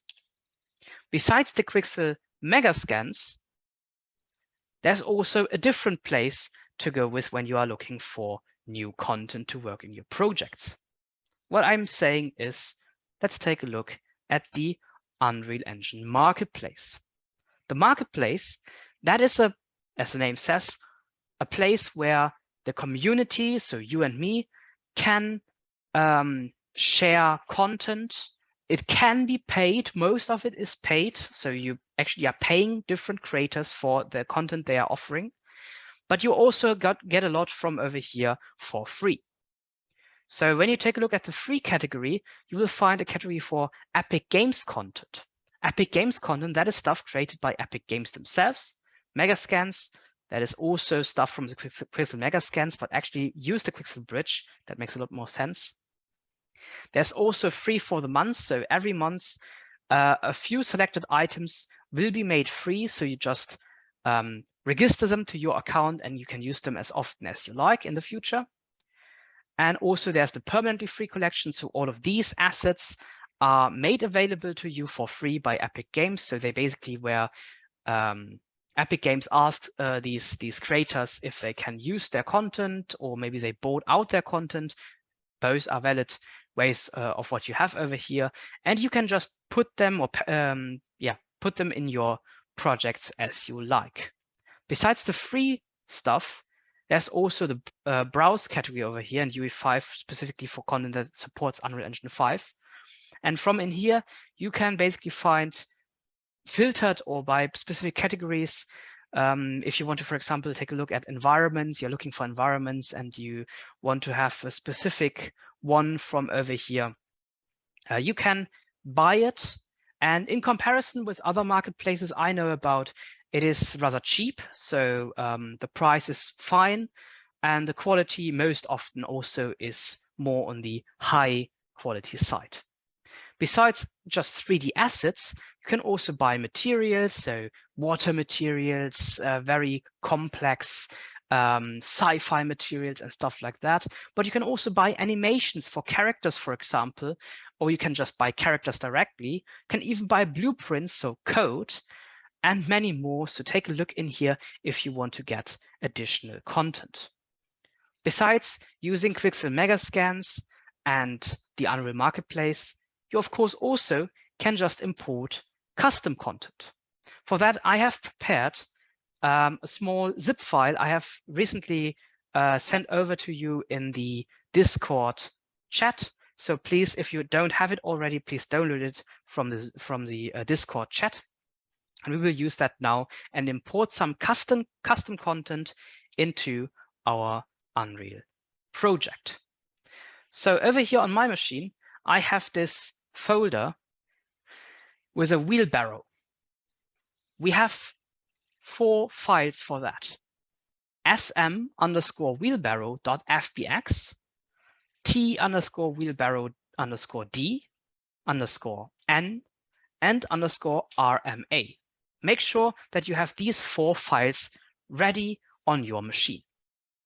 So what's an FBX file? FBX is a container format, a file format, and it is mostly used in the 3D industry to exchange 3D geometry with everything that this 3D geometry needs to have, like their UV unwrap, their normals, and anything else like that. FBX, as it is a container format, can contain materials and textures, even sound files and videos, but it's a bad practice to do that. So don't put textures right inside of the FBX file. It's a better solution to put them on the side so you have them individually. So the FBX file itself is just containing the 3D geometry, and you have got an _d, _n, and an _rma. So what are these? These are just basic PNG files. So they're just textures that you can work with. They're just picture files. And they're using or being applied to the UV unwrap of the 3D geometry. So we can put color information of any kind with these textures on the 3D geometry using the UV unwrap. And besides the _d, we also have an _n and this rma file. So what is the d, n, and rma? The d is just the plain color, the n is a normal map, and the rma is a packed texture for roughness, metallic, and ambient occlusion. What these are, these channels, and what that means, you will learn in the materials course of the Summer of Unreal, so don't worry. We will just use the content for the moment, and later on you will actually learn what that means and where it is coming from. So this is a custom 3D asset with all the relevant textures. How do I get this over into my Unreal Engine project? I just need to go with the content drawer and create a new folder. In the content folder of my project, I'm creating a new folder and I call that one wheelbarrow, as this will be containing just my wheelbarrow asset.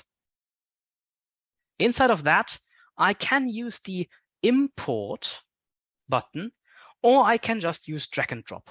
Both are valid ways of getting your content in here. I will just use drag and drop for the moment. So dragging and dropping it over here. Make sure that you have extracted the zip file. A common mistake is to go directly to the zip file, open it up, and dragging and dropping from the zip file. That will not work. You first need to extract the contents. Now, when I let it go over here, it will give me a new dialog, an FBX import options dialog. So it has detected that it needs to import the SM wheelbarrow asset. All right, so it detected that there's no bone hierarchy.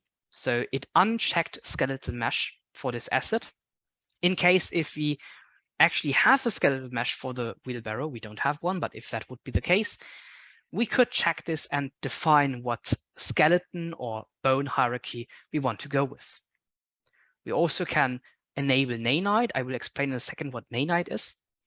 And we can also go with generate missing collision. So even if just this mesh itself is not coming with any kind of collision, so you remember from earlier with the 2 dimensions, the rendered dimension and the collision physics dimension, if I would uncheck this, and I do this right now, it would not come with any kind of physics collision hull shape for the wheelbarrow, but that's fine for the moment.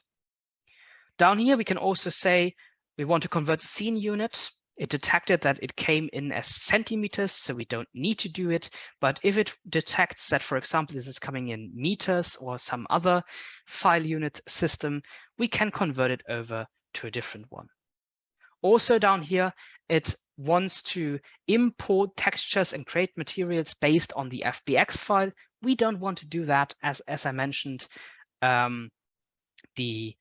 It's a bad practice to put textures directly in an FBX file. So we just have the FBX file only for the geometry. So we say we do not want to create a material, and we do not want to import any textures that are sitting inside the FBX file. I hit import, and just like that, it has imported the content into my project. It is giving me a small message log that something about this FBX scene was wrong, but we can ignore that for the moment and just close down this window. So now in my content drawer, I've got an SM wheelbarrow static mesh, a T wheelbarrow _ D for the diffuse, normal, and RMA map. Okay, so at the moment, on the bottom left of each of these assets, we've got this little star icon. The star icon means that this is just temporary content and it is not persistently saved to our project. If my PC would be to crash now, or my engine would crash, or something else similar bad would happen, the content would not be saved, it would be gone. So what we do is we go to our content and we right click and say we want to save this, so we can be sure that this content actually is permanently saved, persistently saved to our project. By taking a look at the textures, we can double click a texture to open up the texture editor. Unreal Engine is having a lot of subtools to work with. So for most basic data types or asset types, Unreal Engine is coming with a specific asset editor.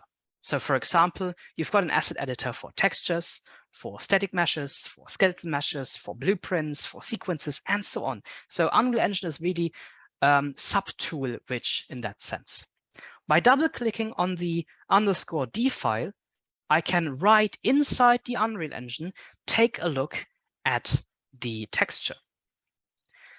A best practice to work with the Unreal Editor is to make use of the tab system. You see right now, it has opened up this subtool for the texture editing in a new full screen window.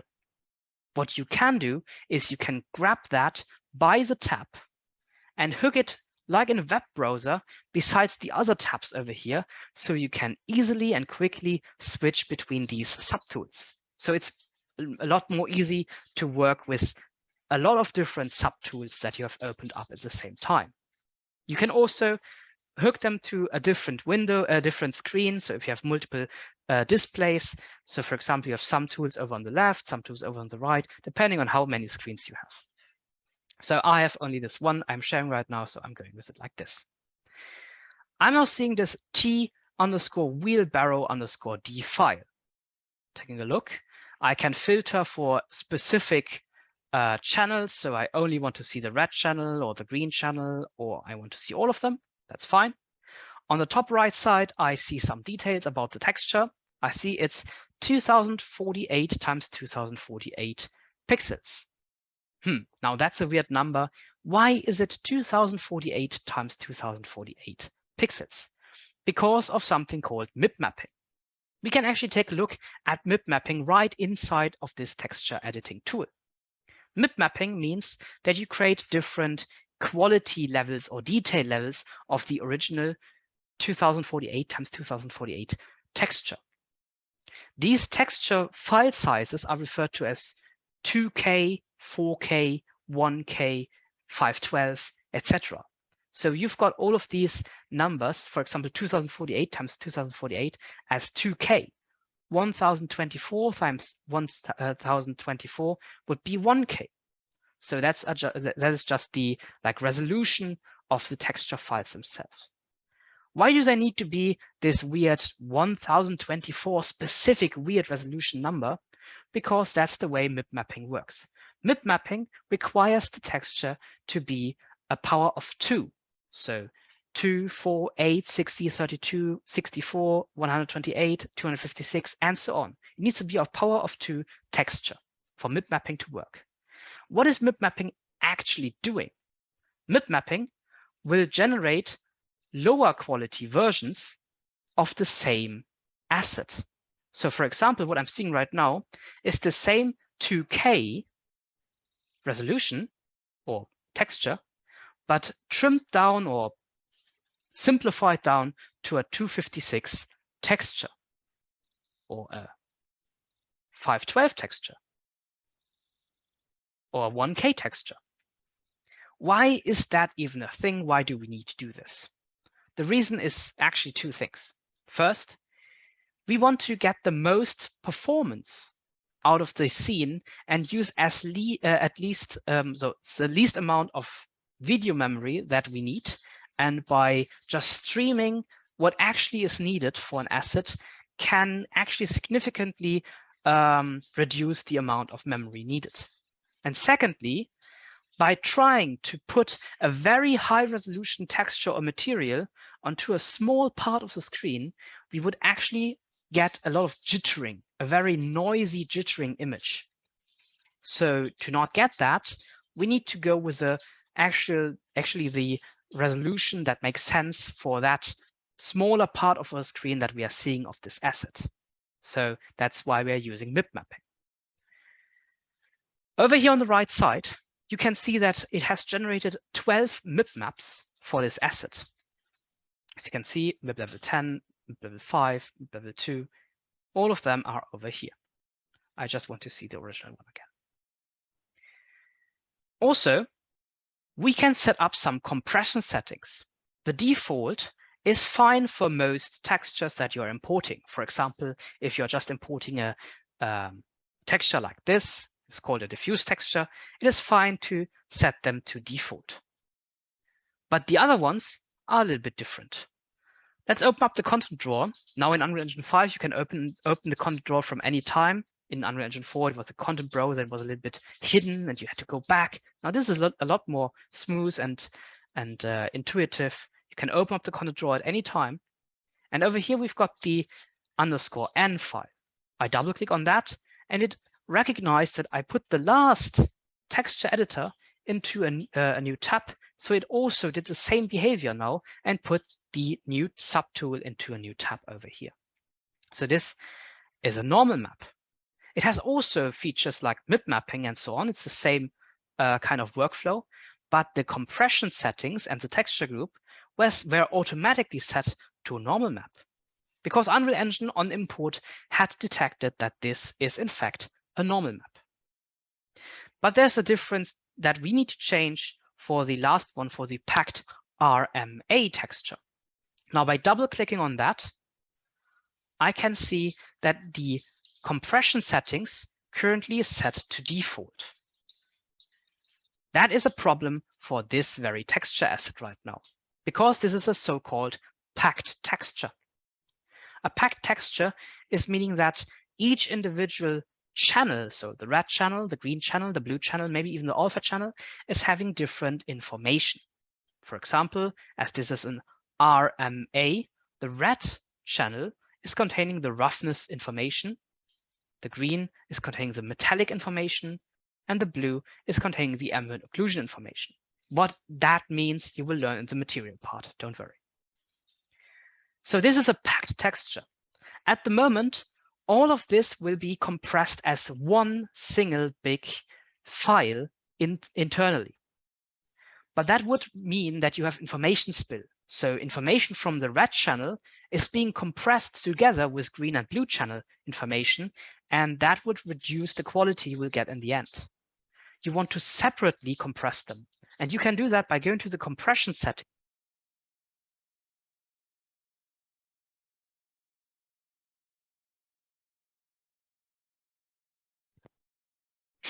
I had the same problem as before, battery-driven microphone. I don't know why this is. I need to change this. So compression settings. Over here, you can set this over to masks. So that will compress the red, green, and blue channel individually. By hitting the save button on the top left side, you can actually save this texture to a single, save this texture so it's stored away and everything is fine again. That's all we need to do about these three assets. But wait a moment. We also have this static mesh over here. By double clicking on the static mesh, we're opening up a new other kind of 3D editor. This is the static mesh editor subtool. The static mesh editor is also coming with a free viewport, same navigation style as the levels. So holding down the right mouse button, WASD, or the arrow keys to move around. On the top left side, we get some basic information about this asset. So we see how many triangles and vertices there are on this, and some other information. On the right side, we can set up some very basic configurations for this asset. So one of that is the material that we want to use on this asset. This material is at default this world grid material, where you can see these nice, this checkboard pattern. We want to actually have this, these three textures on our wheelbarrow, so our wheelbarrow is actually looking nice. How do we do that? We cannot directly refer to a texture. That's not the way textures are working in a game engine. But first, we need to basically embed these three textures into a material. I don't want to go too deep into materials right now, because you will have a whole day session just about materials in the summer of Unreal. So let's just create a very, very, very basic material over here. By right-clicking in the content drawer, I can set up a new material by clicking on the material button over here. So new asset, material. I call it M_wheelbarrow, Why do I do that? Because all the other ones are also using a naming convention. I will give you that naming convention later and tell you on how to use that. But for the moment, just name it m_wheelbarrow. And by double clicking on the material, we are opening up once more a new kind of subtool in the Unreal editor. Now, how do we use our textures over here? We are just opening up the content drawer. We are selecting our 3 texture files. Don't select them from your file explorer over in Windows. Select them from the content drawer down here and drag and drop them into the material editor. You will have created 3 nodes looking like this, and these come with outputs on the right side.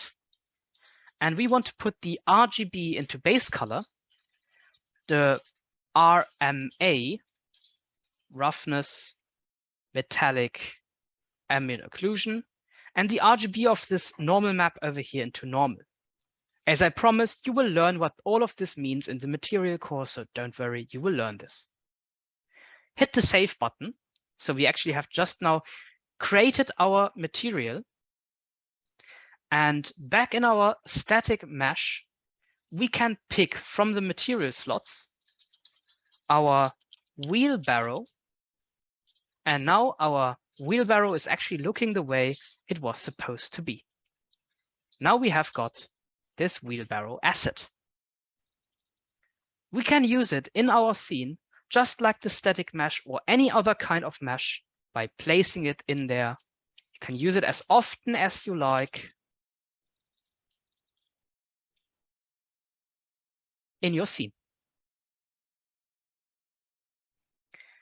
So this material editor, these textures, static mesh, all together resulted in an asset that we can use in our scene, in our level, as often as we like. And that's the workflow of a game engine. You may create whole scenes and their composition in external tools, but that's not the way a game engine thinks or likes the way to be.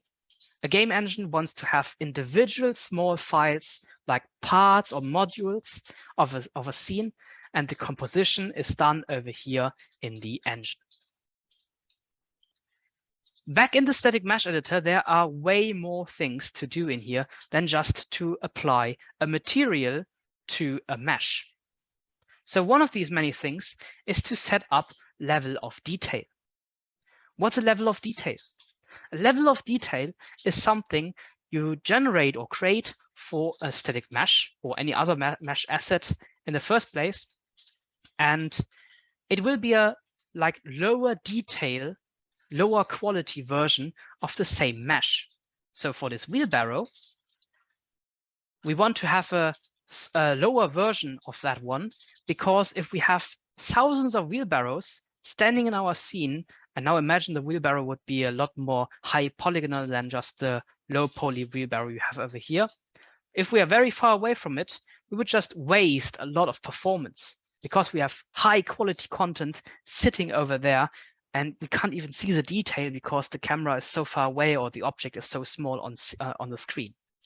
For that, you can set up level of detail to get better performance. Level of detail is something that can be automatically generated for you over here in the static mesh editor. All you need to do is you need to go to your static mesh editor, and inside here, you define an LOD group. The LOD group currently says none, meaning no LODs for this wheelbarrow. If I go to the drop-down menu, I get a list of available LOD groups. These groups are basically rule sets or categories of what this is, and you just pick what comes closest to this. So this wheelbarrow would be a perfect fit for a large prop, as it is quite big in the scene. I select large prop and I hit yes, and it really takes no time, and it has generated level of details. So how do we take a look at them? On the top left side of our viewport in the static mesh editor, we've got the LOD section. Currently, it says LOD auto, and I can switch manually through these LOD numbers. So on LOD3, I see it is just a lot less triangles, a lot less quality in comparison to the LOD0. But when I switch to LOD Auto and I slowly move the camera away from this wheelbarrow, I can on the top left side see LOD2. It is switching automatically the LOD that it is showing depending on the screen size. But actually in the scene, I can't really see a difference because Unreal Engine is generating the LOD screen size numbers perfectly fine so that you don't really see a difference. You don't really see it happening over here when you move through the scene. You can also set up how many LODs you want to create. I would say 4 LODs, so the 0, the raw one, and 3 additional ones are fine most of the times, but maybe you want to have more, so you can just pick more over here, number of LODs. Again, hit apply changes. It calculates the additional LODs and you get even more LOD numbers. But you also see that at some point, it is hard to actually see a wheelbarrow in here. It's just getting something, and you need to have a lot of imagination to see a wheelbarrow in there. But now back when you are moving through the scene, when you're taking a look at this object in the scene, and I'm really, really far away, you will never actually see this happening. So it is very far away. It's a few pixels in the end when you're in LOD6, so really no problem for you to work with that in your scene. Okay, what else can you do in your static mesh editor? Over here on the top, you've got a list of UVs, and you've got a UV channel 0. So these are the UV channels prepared for this asset. So this static mesh is coming with many different UV channels. UV channel 0 is used for the material. So this is where the material, so this texture over here, this is what this is using to apply the material on it. So this is the layout used for that.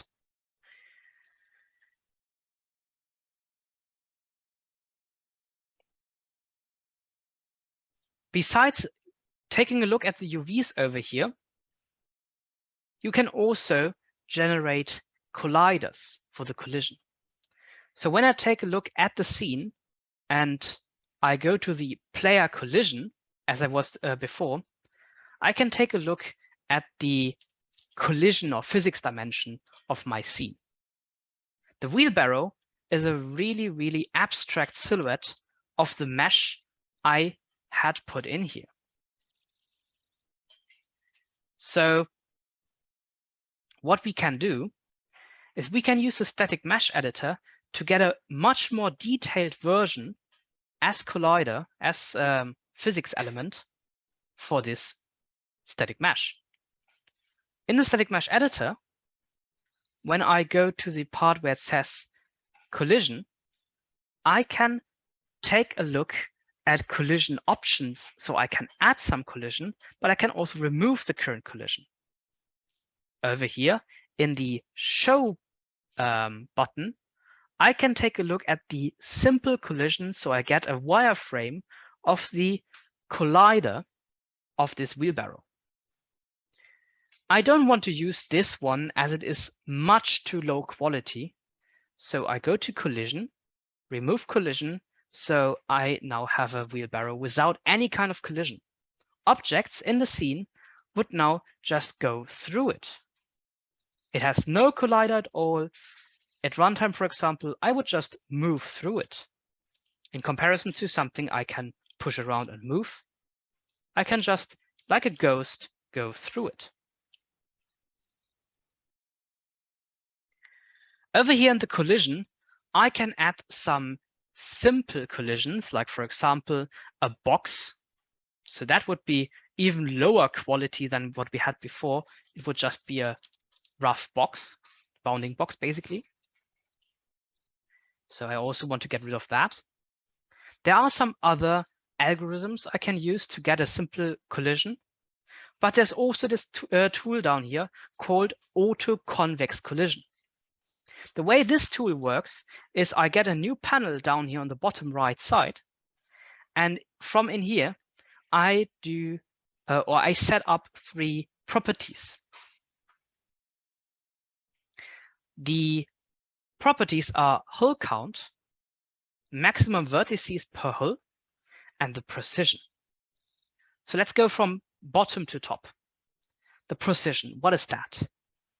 This algorithm works in the way that it is filling up this red bounding box, the bounding box of this wheelbarrow, with some small voxels. So basically just cubes containing data.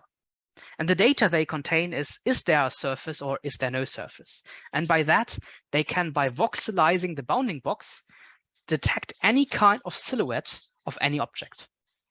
The precision is how many voxels I want to put into this bounding box, or in the algorithm is putting into that bounding box to get the silhouette. Not always means a higher number, a better quality, as micro holes in the mesh you may want to avoid, you may want to not even detect, can be also detected by the voxels then. So I just go with some number like 250,000 voxels. The hull count is how many actual colliders will be generated. This process will not create a single big collider, but a mosaic of smaller colliders. By doing that, you can get a bunch of smaller colliders that in composition make up the whole wheelbarrow. I go with something like 8 colliders. That really is something I just came up with, 8 colliders. It could be more, it could be less. You can really play around with these tools over here. And the maximum hull vertices, I just put that to the 32 as the maximum number, because as this is just the maximum and I don't want to restrict the collider detail richness. You hit apply, and after a second, it has created this mosaic of colliders. So if I take a look at this now inside my scene, you can see it has generated a much more detailed, it's much more close to the actual 3D mesh collision mosaic made up of smaller colliders. Now that's how you can create a complex collision for a complex object. But there's also another way of doing this. You can actually use an LOD that you have already created as a collider for your object. So you can get rid of these colliders by going back to remove collision. So again, this has got no colliders to it. But over here on the right side, you've got this LOD0 build, no, not build settings, general settings. So if I go down here to the collision, there we go, collision, I've got the collision complexity option, currently set to project default. By clicking on this, you can set this up to be a different one. You see the complex collision is the actual 3D mesh that's for rendering. The simple collision, that's the alternative second dimension mesh used for physics detection, collision detection physics. So when I use the complex collision as simple, that means I use the actual 3D mesh that's rendered off the wheelbarrow, and I use that for collision detection. So I hit use complex collision as simple, and I can get a preview of what 3D mesh will be used. Now, for a proper 3D asset, having like hundreds, thousands of triangles, that would really slow down your performance. But instead, you can assign a different level of detail for this 3D asset to use. So right now, this would be a down-to-earth 1x1 collider. It will actually just use the 3D asset itself, so the rendered asset, as a collision object. But Over here in the general settings, you've got an option named LOD for collision. And if I set this to, for example, LOD 1, 2, 3, 4, so a higher LOD number, it will use a different LOD as collider. That still is better than just having a box or a very simple shape as a collider. So LOD 4, for example, still would be good enough to look like the wheelbarrow. This is just for physics calculation, so it's good enough for that. You still have got the shape of the wheelbarrow, but the low poly mesh. All right, so that and many more things you can do inside the static mesh editor.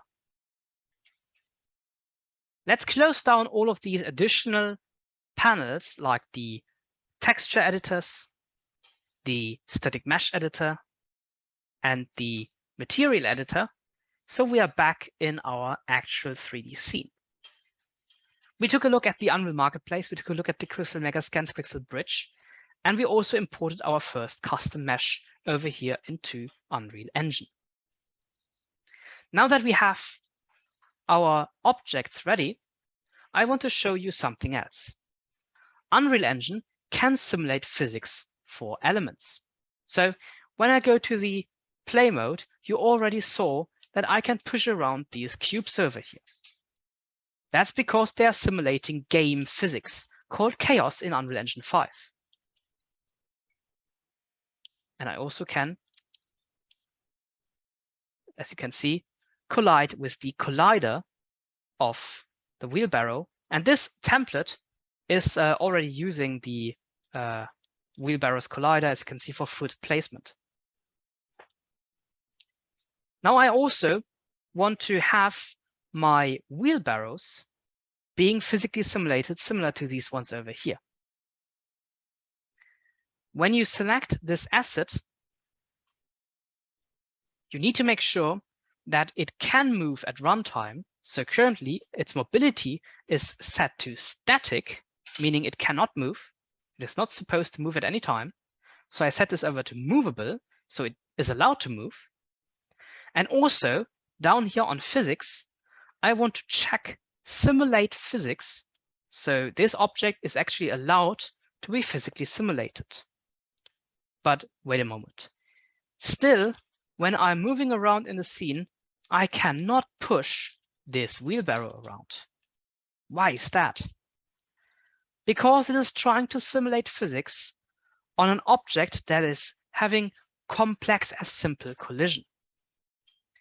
The process we just did with the static mesh editor with the LOD as collider can only be used for assets that are passive colliders and not actively simulated physics.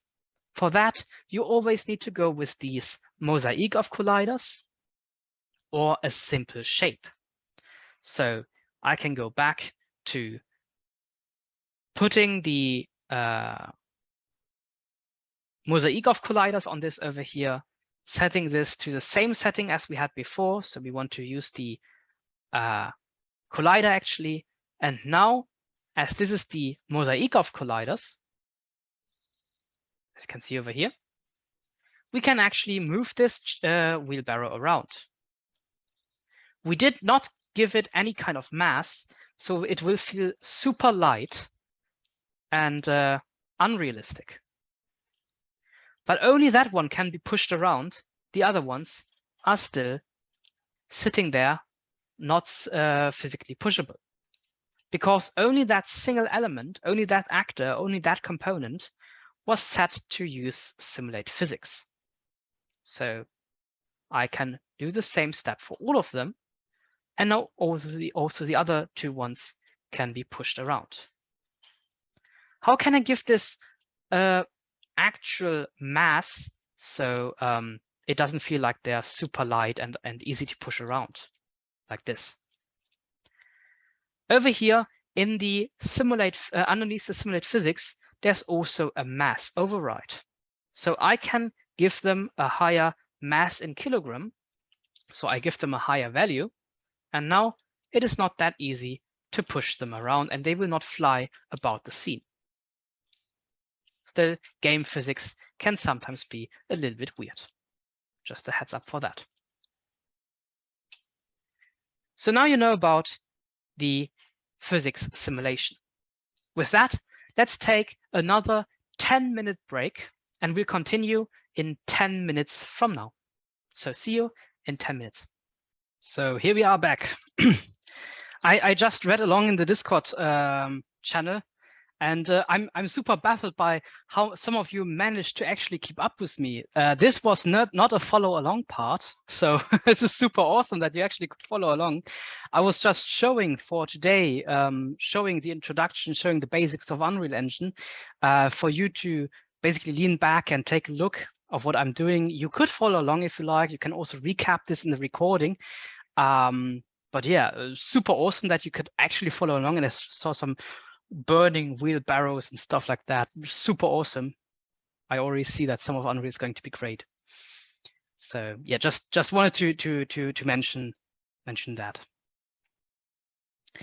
I also got the feedbacks that because a lot of you are following along, I should redo the last step, and I will just do that right now. So what was necessary to actually have this wheelbarrow being physically animated is that we cannot use the LOD as collider option. So what I had to do for that was I went back into the static mesh editor of the wheelbarrow. An easy way to do that, if you're someplace completely different over here in the content browser and you don't know where your wheelbarrow was actually, you can just click on one of these actors in the scene where your component having the static mesh component of the wheelbarrow is. And then you see this static mesh option over here with a little magnifying glass on a folder icon. By clicking on that, it opens up the content drawer at the exact location your static mesh is sitting, your asset is sitting that you have referenced. So you can double click it again and open up the static mesh editor. And what we had to do to get this being physically animated was we first went back down here into the collision settings in detail. So on the right side, scroll down to collision. You can also use the search bar up here. There's also a search bar, and take a look at collision complexity. And for collision complexity, earlier put this on use complex collision as simple. Now we switched that back to project default. And we want to remove the custom collision. So whatever collision you currently have on here, make sure that you remove the collision. So at the moment, there's no collision on this. And we use this tool on the bottom right, hit apply, to get a mosaic of simple colliders to get the shape of the wheelbarrow. Then you hit save, and you have your wheelbarrow prepared like this. Still, the wheelbarrow will not be physically animated, as you need to select the wheelbarrow or wheelbarrows if you have multiple ones. And over here in the actors details under physics, there's the simulate physics checkbox. That needs to be true, so they will be physically simulated. And to make this not like super light, bounce around and stuff, you can give it an override on the mass in kilogram. And I just put a higher number in there. So it's harder for us to push this around. And then you can, yeah, push this around, as you can see over here. So that these are the necessary steps to get your wheelbarrow being physically simulated. All right. So now that we have imported and authored an external content, and we could use this wheelbarrow in as many projects as we like now, we actually want to create new content right inside of the Unreal editor. Since Unreal Engine 4.27 and now in Unreal Engine 5 as well, Unreal Engine has the ability to create new geometry right inside the level editor. For that, we just need to go to a different Unreal Editor mode. On the top left side, there's this Select Mode drop-down menu. When you click on that, you can see all the editor modes Unreal Engine is giving you at the moment. For landscape creation, you will do that tomorrow.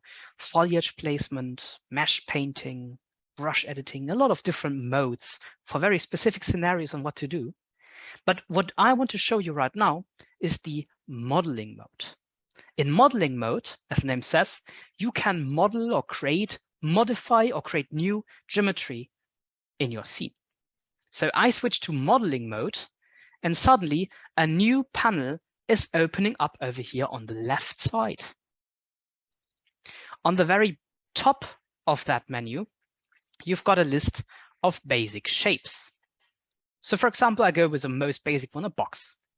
I click on the box and you can see some basic shape properties, like the dimensions of the box, width, depth, and height. So I put this, for example, to 200 times 200 times 800. So a 2 meter by 2 meter by 8 meter box. And now I can, by just moving my cursor on the viewport, I can place this box in my scene. Wherever I like to put it, I can just click and it will create this box with that dimension, with these properties over there in the scene. When I'm done with creating the box, on the bottom side, there's a blue little complete button. I click on that. So I finished the creation of this box. You can do the same for spheres. Of course, there are different properties to a sphere than to a box. Cylinders, cones, torus, arrow, rectangles, discs, and even stairs. Yeah, you can even create stairs, and not just like basic boring stairs like these, but you can also create curved stairs or spiral stairs. Like you have got a lot of spirals you can go with. Okay, this looks ridiculous, but you can do stuff like that. Really interesting tool. Now that I have created this box over here, I want to modify it. I want to do basic modeling operations like extruding it, accessing its vertices and moving them around, stuff like that. You can do that over here when you go to Poly Edit. So Poly Add on the Poly Model category. When you have this selected, important, this is you need to first select this to have this ability. Poly Edit. And now you can pick a selection filter. What you want to select from the scene: vertices, edges, and faces. Faces are whole faces of triangles. Edges are just edges of the geometry, and vertices are just vertices. That's fine. So when you have this selected, you can move it on the viewport around. Can also, on the top left side, pick, for example, the extrude mode to extrude from that outwards. So now you've got an additional face extruded from the base box that you can, for example, also rotate, can also move around, and so on.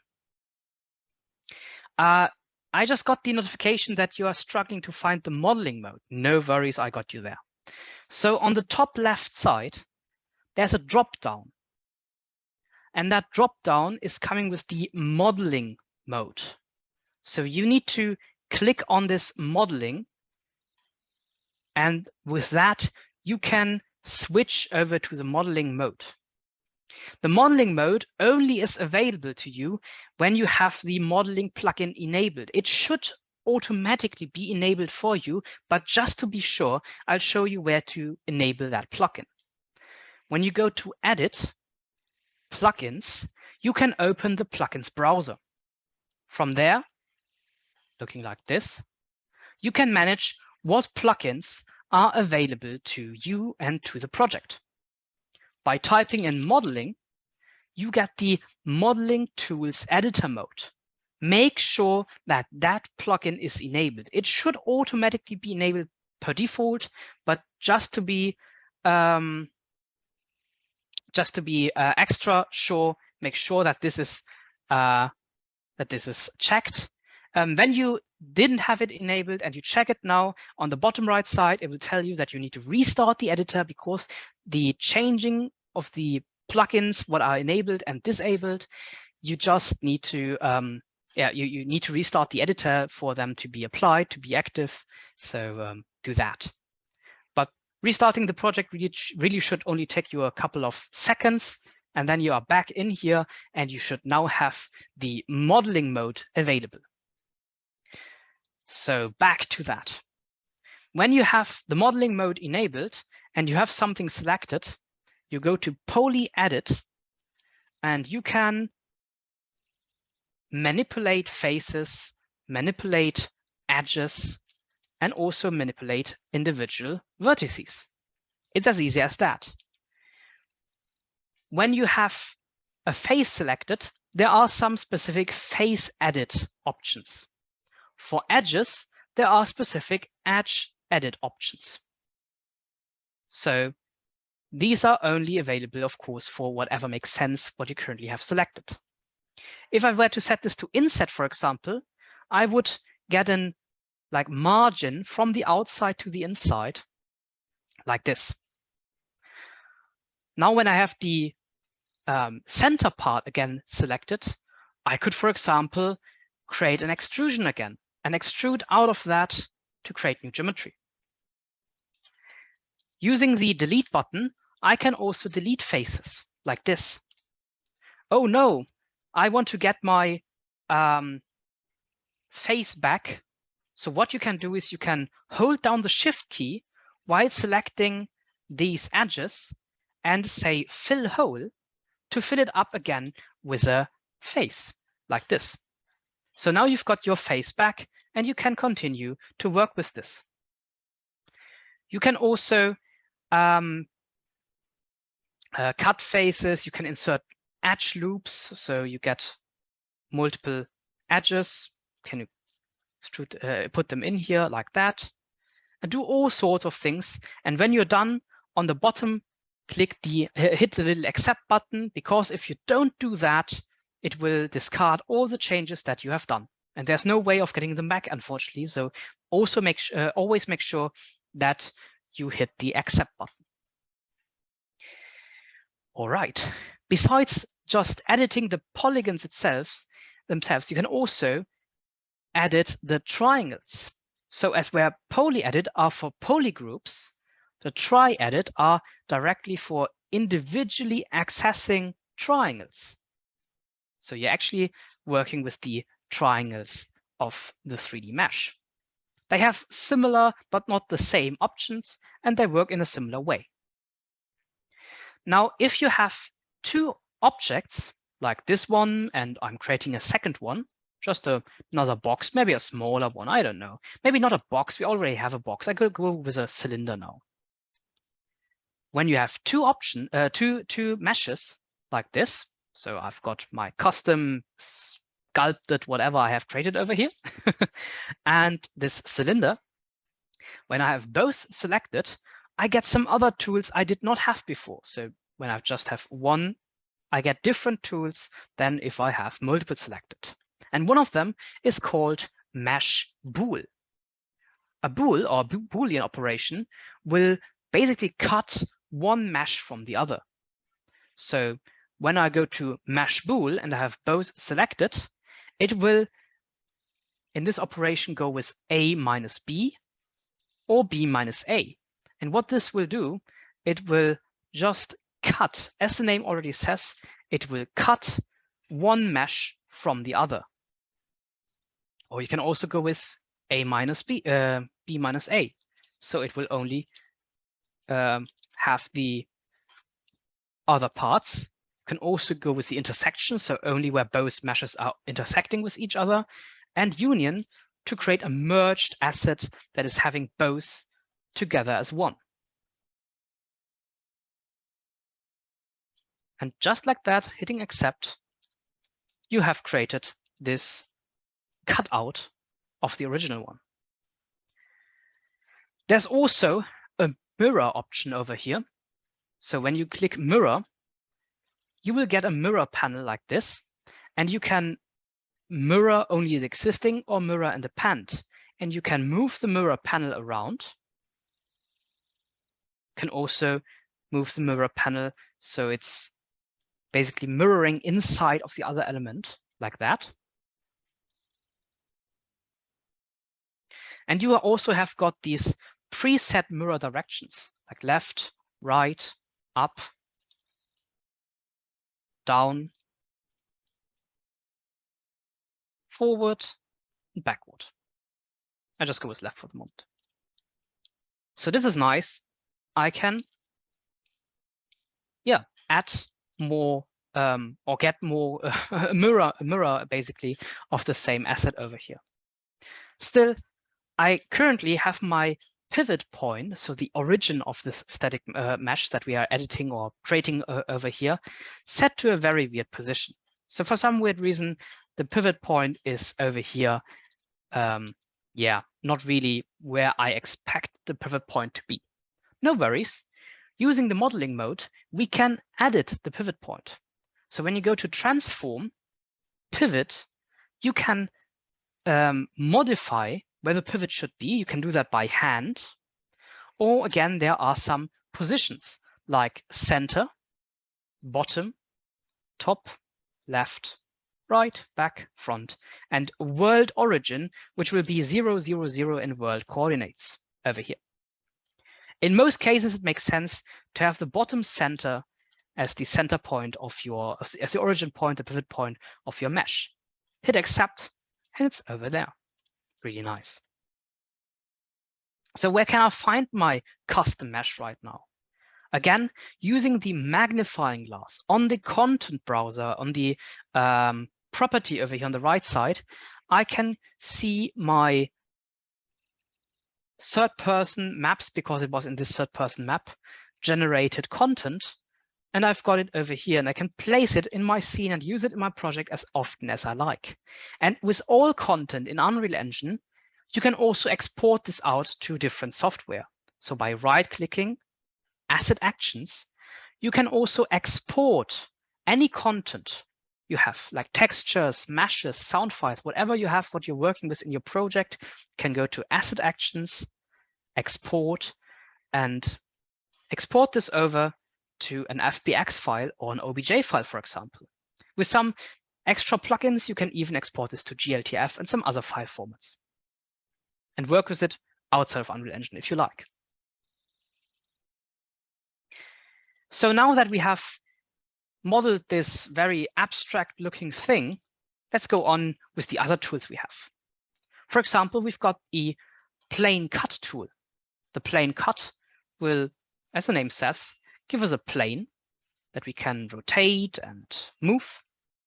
And along that plane, it will cut the mesh. So I can, for example, say I want to keep both halves. So they will be cut, but they will be two different elements. I can also say I want to have a spacing in between. So for example, 10 centimeters in between the top side and the bottom side, stuff like that. So you have got some really interesting tools to work with over here. You can also say you don't want to fill the cut hole, so the face will be left open, or you want to actually fill the hole. You can also flip the plane, so it's the other way around. I hit cancel because I don't want to do that at the moment. Under the deform category, you've got two different kinds of sculpting options: vertex sculpting and dynamic mesh sculpting. Vertex sculpting will keep whatever mesh you're currently having. So you're currently having, for example, this wireframe, and we are only allowed to sculpt on that wireframe. So as this is very low poly, wouldn't make any sense. Dynamic mesh sculpting, or desculpt called, will subdivide this mesh as needed. So this is, for example, a point where it would make sense to have a graphics tablet, because Unreal Editor is also pressure sensitive, and you can use that. I don't have one right now, so I just use the mouse. I go to desculpt, and I can, of course, change the brush's size I'm going to sculpt with and start sculpting my model. And it only subdivides where I start sculpting. So all the other parts stay as they are. I'm not really good at this, so I just leave it as it is. And when you hit accept, you will have this sculpted option like I have, this mesh over here looking like this. Besides sculpting, you can also do something called warping. So when you go to warp, you can bend or twist something, and you can basically set your mesh to twist along minus or positive, negative or positive value. And I can also disable or enable the original mesh. Can also do this squishing. So really interesting tools to work with. By the way, all of these tools are also available via Blueprint and C++. So if you're Blueprint programming, you can also do all of that at runtime procedurally.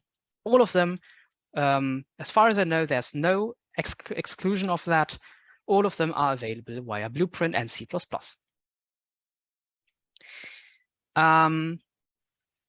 Of course, besides having the ability to generate geometry, edit geometry, do stuff like that, you can also generate UVs. So what you can do is you can go down here to where it says auto UV. And when you have that picked, you can over here in the preview UV layout enable that.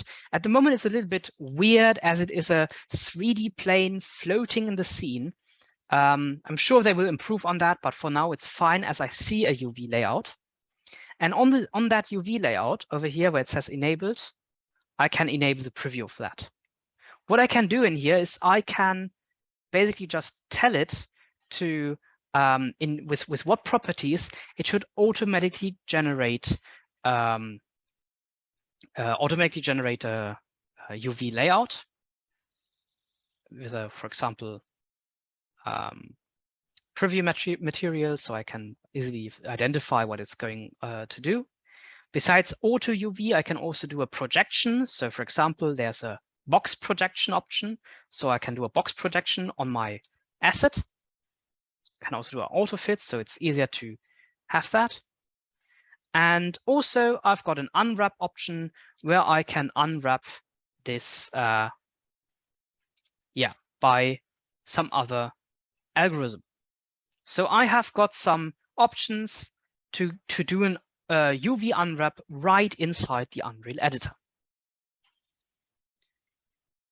The auto UV will most often be the easiest one, and I just go and hit accept, so I get a nice unwrap.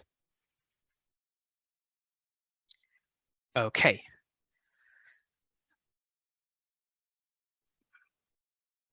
From in here, you can also assign a single mesh multiple materials. You see right now, every mesh that we have used so far is only coming with a single material. For example, this wheelbarrow is only having one material element, the wheelbarrow. But in theory, a mesh in Unreal Engine can have as many material slots as it needs. It would be bad for performance reason to go with a lot of them, but in general, you could do that. And in the modeling tool, you can also assign certain triangles or faces on the mesh to a new material slot. So back in the modeling tool, down here where you've got the matte edit, as you can see over here, this one, you can go to attributes, matte add. And when you have that selected, you can add a new material slot over here. So you see materials, active material currently is 0, but I can also add another one. So for example, 1. select some faces like this, and assign the active material. So I want to assign material 1 to that place, hit accept, and now my asset is having 2 materials. I just put something on this. You really pick from the drop down anything that comes to the drop down box at this moment. And as you can see over here, at the locations or the faces that I had selected with the second one, I got a different material on that, just like that. All right. So earlier in the Discord chat, somebody asked for an orbit navigation, how to do that. And some advanced navigation techniques are, for example, to click on something. So you select, for example, this blue box over here, and hitting the F key will focus or frame this element into your viewport. So this can be done in any kind of mode, can be done in this mode, can be done in another mode. But whenever you're selecting something and you hit the F key, its center will be in focus or framed. Now, when you have something in focus, you can hold down the left Alt key, so left from the spacebar, the Alt key, and use the left mouse button to orbit around the framed or focused element. So whatever you have there, you can orbit around that. You can really do it with anything, just like this. Maybe if you're coming from another DCC, it's a lot more like home for you, because this free roaming style of camera is not really like what most other tools are doing. Right. Also, another thing I want to mention is that you can hit the F11 key to full screen or maximize the viewport, and F11 again will bring back the default editor view like that. Also, you can hit the G key on your keyboard to switch between the editor view, where you have some additional help elements like this handle for player start, this handle for a light source, stuff like that. And by hitting G again, you're switching back to game view. So in game view, you don't see any of these handles anymore. You will see the scene just like it will be in the final application in your rendering. Another thing I want to mention is that besides just hitting the play button and actually playing your game, and yeah, you can actually, as you can see, you can interact and move through your scene and interact with it. There's also a way to not participate in the runtime, but stay in the editor and take a look at where everything else is happening, but staying in the editor. For that, up here, you don't click on the play button, but besides that, there's the 3 dots menu, so the play settings. And one of the options in there is simulate. Simulate will start simulating the runtime of your scene, but you won't participate, you will stay in the editor. So I hit simulate. Now everything is physically simulated and stuff is happening. So if I were to, yeah, for example, put this wheelbarrow a little bit higher like this,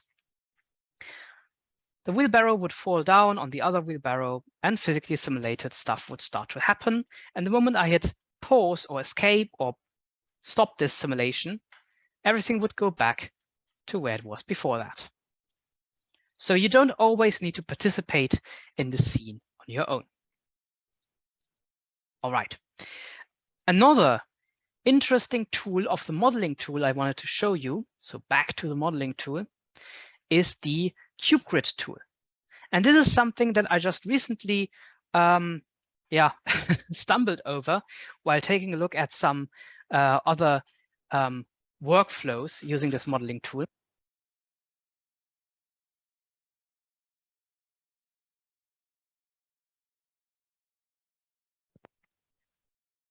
again, my microphone. It's always like that. So over here, there's the cube grid poly model option, and that will subdivide the whole scene into these blocks. And you can pull or push from there. It automatically used the M wheelbarrow because I have it selected somewhere in my content, but by replacing it with the world grid material. Oh, I've replaced it for that one over there. So that wasn't planned. Give me a second. So world grid. I can pull and push out of this grid. And if you use this, use it like this, like I do, you can really easily create basic block outs for your scenes, see if something is working like that. But you can also, by lowering the size to maybe not like this 1 meter by 1 meter by 1 meter cube grid, but by centimeters, you can create a more fine block out of your scene. And this tool actually is super helpful to create a block out just using these basic shapes. You can, besides pulling, you can also push. So you move it like basically inside and can flip, can do all kinds of interesting operations over here. So there you go. Let's keep it like keep it with that with the modeling mode, and I want to show you the quick add button, because so far we only dragged and dropped stuff from down here from the content drawer into the scene. So up here, this little quick add button is giving you more options to put stuff into your scene. If you want to add a lot of different stuff into your scene, it makes sense to open the Place Actors panel. It will add this Actors panel over here on the left side. But you don't need to have it like this. You can also close this and just use this Place Actors panel. You can from there place an empty actor where you can fill it up with components. You can put in some lights in here, some basic shapes as well. So just a cube, a sphere, etc. Visual effects, and many more.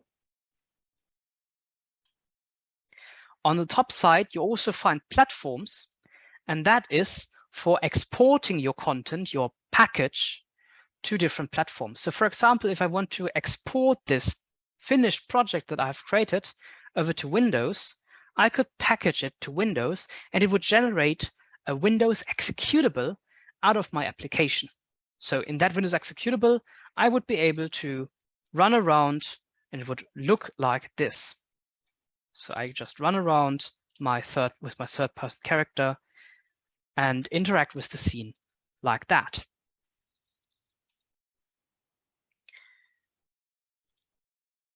Let's create a new level and use the modeling tool to create a very basic scene, a block out of a scene.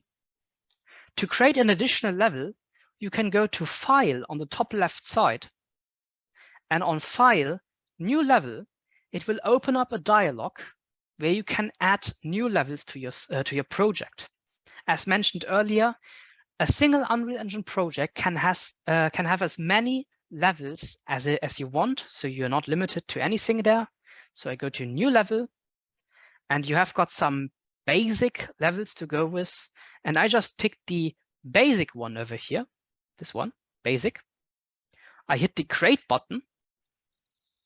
It tells me that there still is some content that's left unsaved. I want to save this, so if now my engine crashes or I just closed down my editor, the changes would be saved.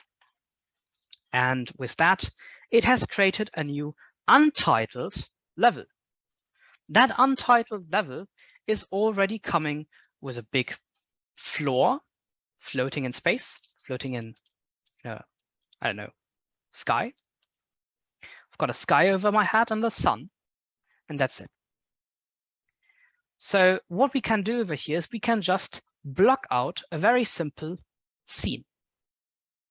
And we can use all these modeling tools we have over here.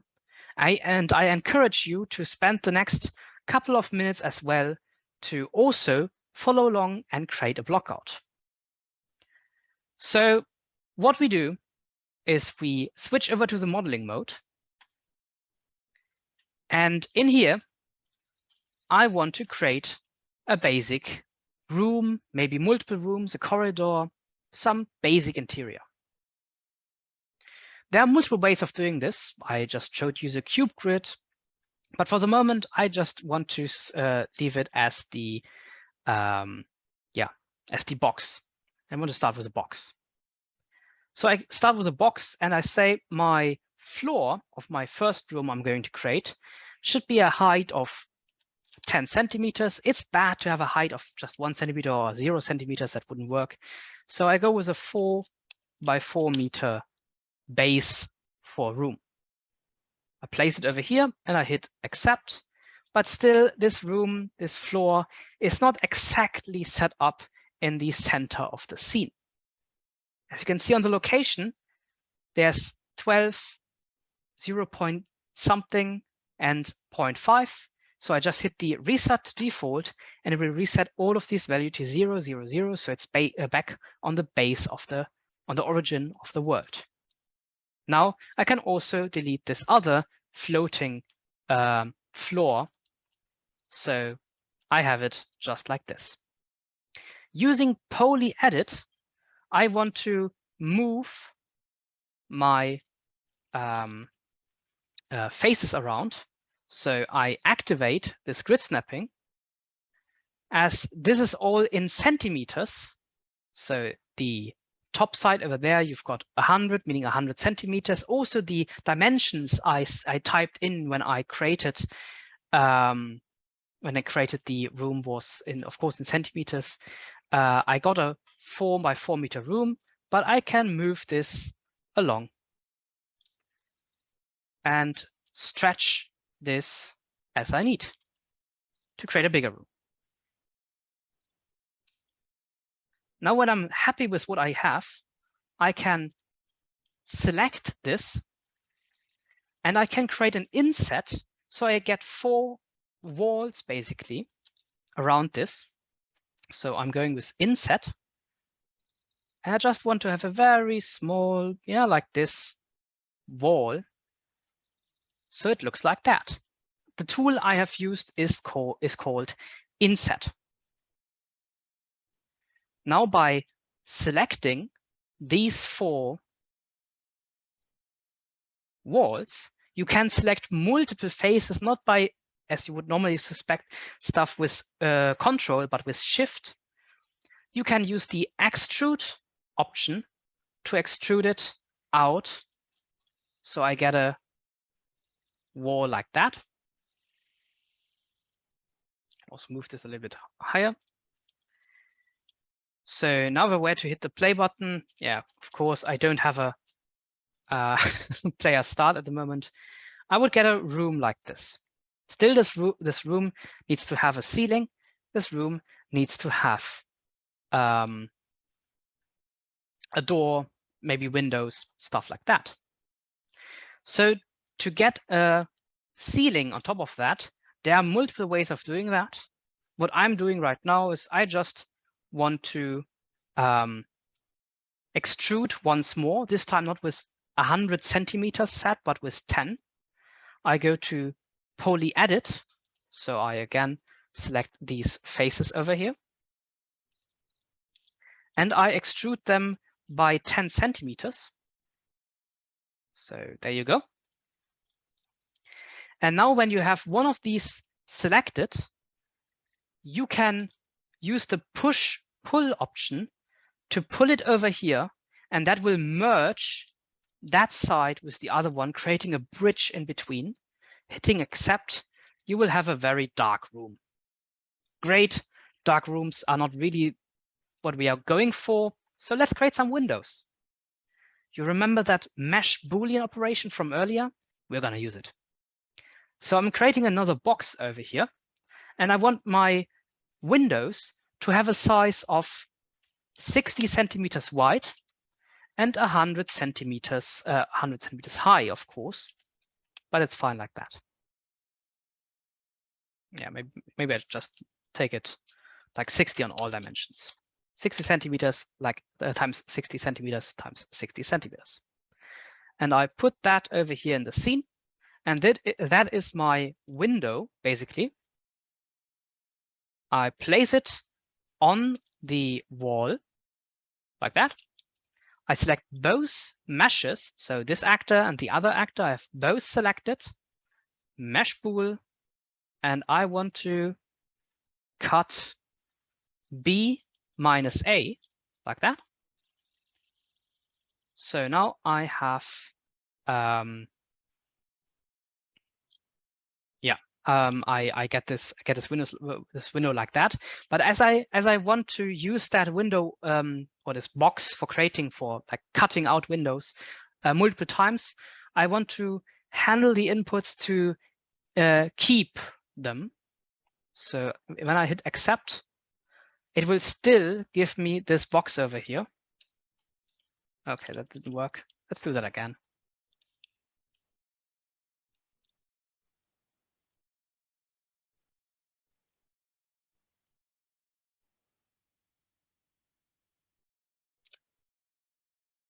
I will just create a new one like that. Yeah, great. I cut the wrong one. For that, we have got the undo.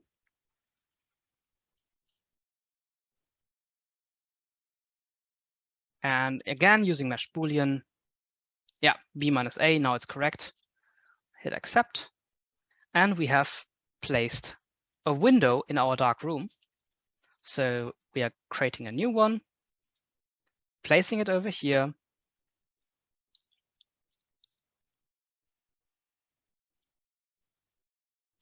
And again, we are cutting one from the other using the mesh boolean operation.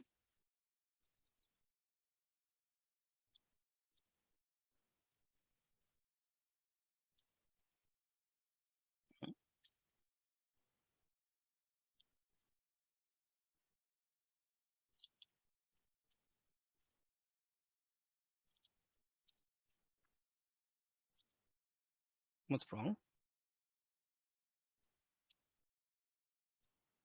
Just give it another try. Don't know what's currently problem.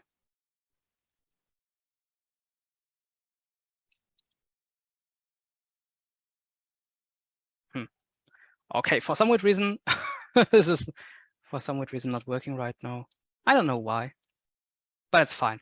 Normally you could be having multiple windows and so on go on. But we can also just make this one bigger for the moment. But over here it's cut. Now that's weird. So you can also just move this over here. Oh, I see. Ah, maybe it has created a duplicate. Aha, that was the error. All right, now we have it. Looking a bit weird because there's more weird stuff going on, but it's fine for the moment. Now to give you another option of cutting, you can also again use the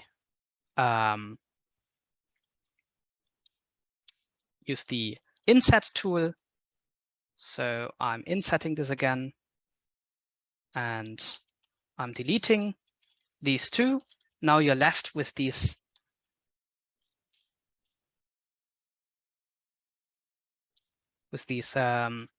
open frames, and you can just fill them. Oh, not like that, but like this. Okay. Yeah, I just leave it as it is over here. But you see, you can write inside Unreal Editor model. Sometimes the tools are a little bit buggy. They're still working on this, still really early access, but in overall, you can work with this really well. So with that, we have today we looked into a lot of basics of Unreal Engine. Still, I'm impressed that you could follow along, even so this was not planned that you could follow along. Yeah, and let's head over into the question and answer section of today's session. Christian, are you there?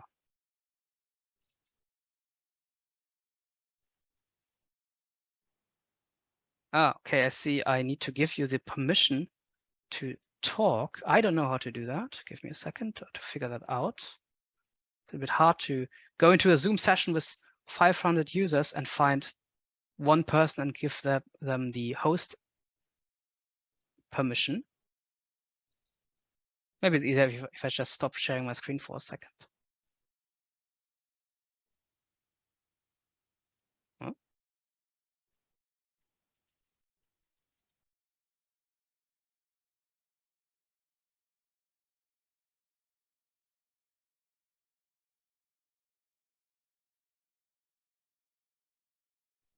All right, we're back. My Zoom just crashed. Interesting. I just gave Christian, I just gave you the permission to speak. Yes, perfect. Awesome. Perfect. Okay. First of all, Robin, thank you. It was great. It was a pleasure. We got good feedback. Sometimes, of course, it feels a little bit rushed, even for me. And I heard that, and I heard this again and again. But yeah, it's. I think we all can be clear that there is a lot to tell about UE5 and especially about in general. But at all the audience and all the attendees out there, just to be sure, this is the first day of a 4-week course. So keep calm, and we have additional courses in the upcoming days. Stefan and Daniel, and also you, Robin, will go into detail about materials, world building, lightning, all this stuff. So be patient when not all your answers get, or not all your questions gets answered today. But not at all. We thought it will be a good idea if we take the next 30 minutes maybe, and we figure out this is too much or it's not enough to do a Q&A, as you already mentioned, Robin. And I will ask in our round, because we have, of course, all of our trainers in this Zoom session too, if they want to join us. And Daniel, if you can give, I can now also. Yeah, I gave you a co-host, so okay, you should also do that. So I can keep Daniel. I can get Daniel into the session, and maybe we find Stefan Rüb also. There is Stefan, and we get Sven. There's Sven. Okay. And if you are here, just give us a sign. Hey, Daniel, we see you already. Hello. And now we hear you. Nice that you are here. And we wait for Sven and Daniel as well. Hello. Okay, so we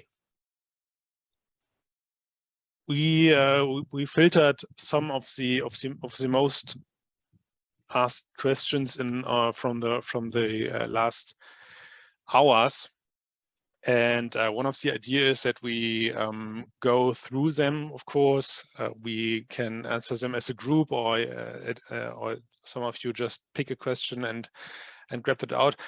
Robin, I am the last person in this round who will work with Unreal, but every time when I attend to one of your trainings or to any kind of UE5 training, I figure out, okay, it's really huge. The engine is really huge. It has enormous potential, and the most biggest thing for today maybe was that people figured out that there is a modeling tool in UE5. But to be clear, would you prefer this as a mandatory modeling tool, or how do you feel how can people put this modeling tool or this actual state in their current workflow? So the modeling tool itself is a work in progress. I think they come really close to a lot of the necessary tools to actually create content inside of the engine. Of course, a big plus is that you get the feeling for the size of the scene, for lighting and shadowing and all the effects directly while editing your geometry. Also, what I forgot to show you is that you can also actually edit any kind of mesh. So we could also edit the wheelbarrow. You could use the sculpting tools and so on with the wheelbarrow as well. You can do all of that.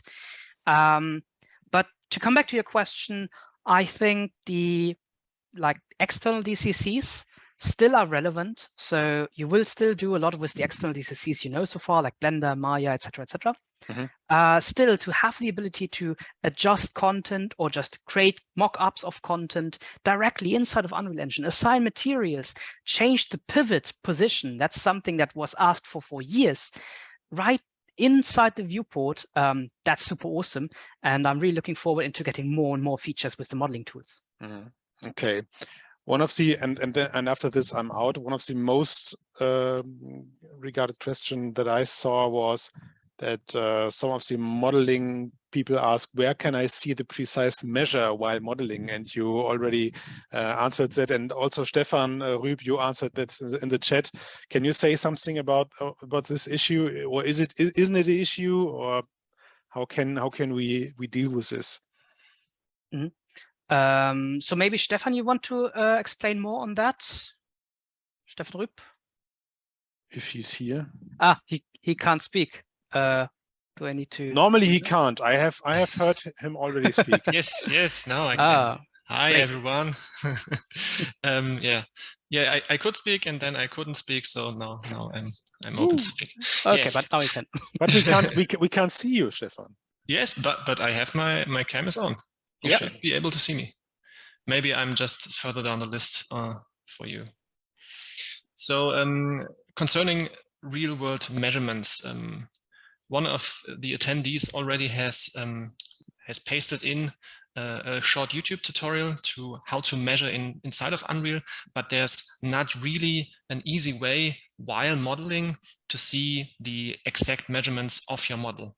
You can always see the bounding box measurements of your model inside of your static mesh editor or as part of your static mesh information, but the exact measurements or typing in exact measurements while in the modeling mode, that's currently not possible. So having a workflow similar to some CAD modeling softwares, that's not currently implemented. So yeah. All right. Stefan, do you figured out some other questions in our chat? Yeah, so maybe just to reiterate something from the start that many persons have asked.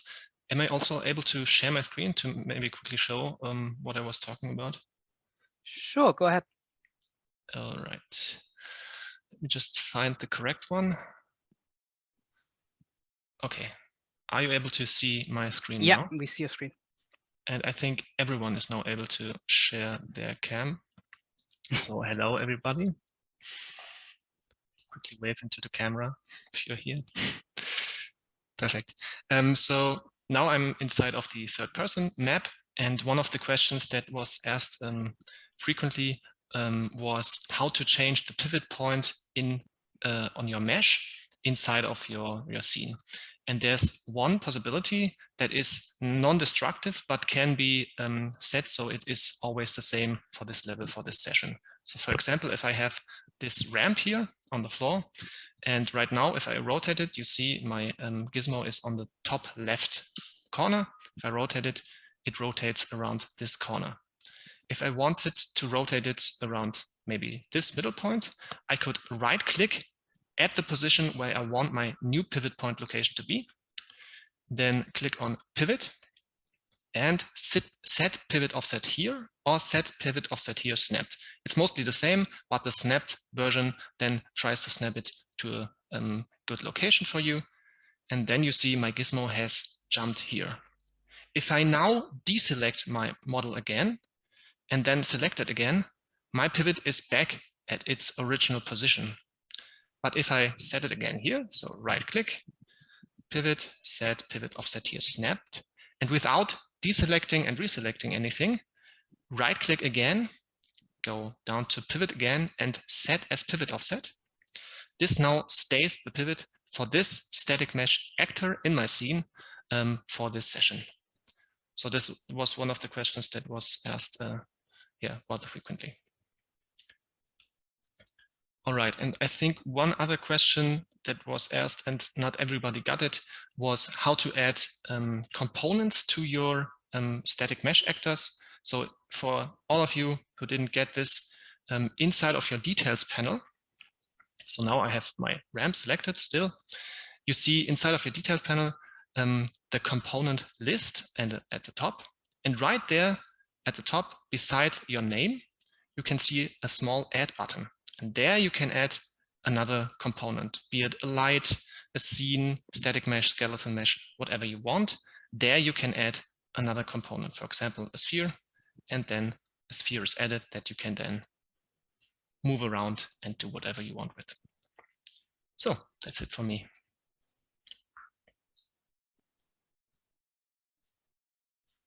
Thanks a lot, Stefan. All right.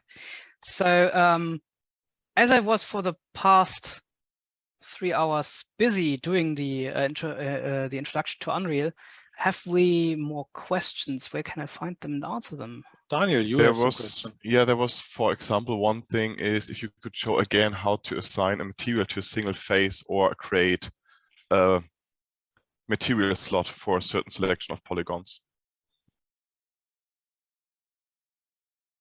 So you want to assign a new material to a selection of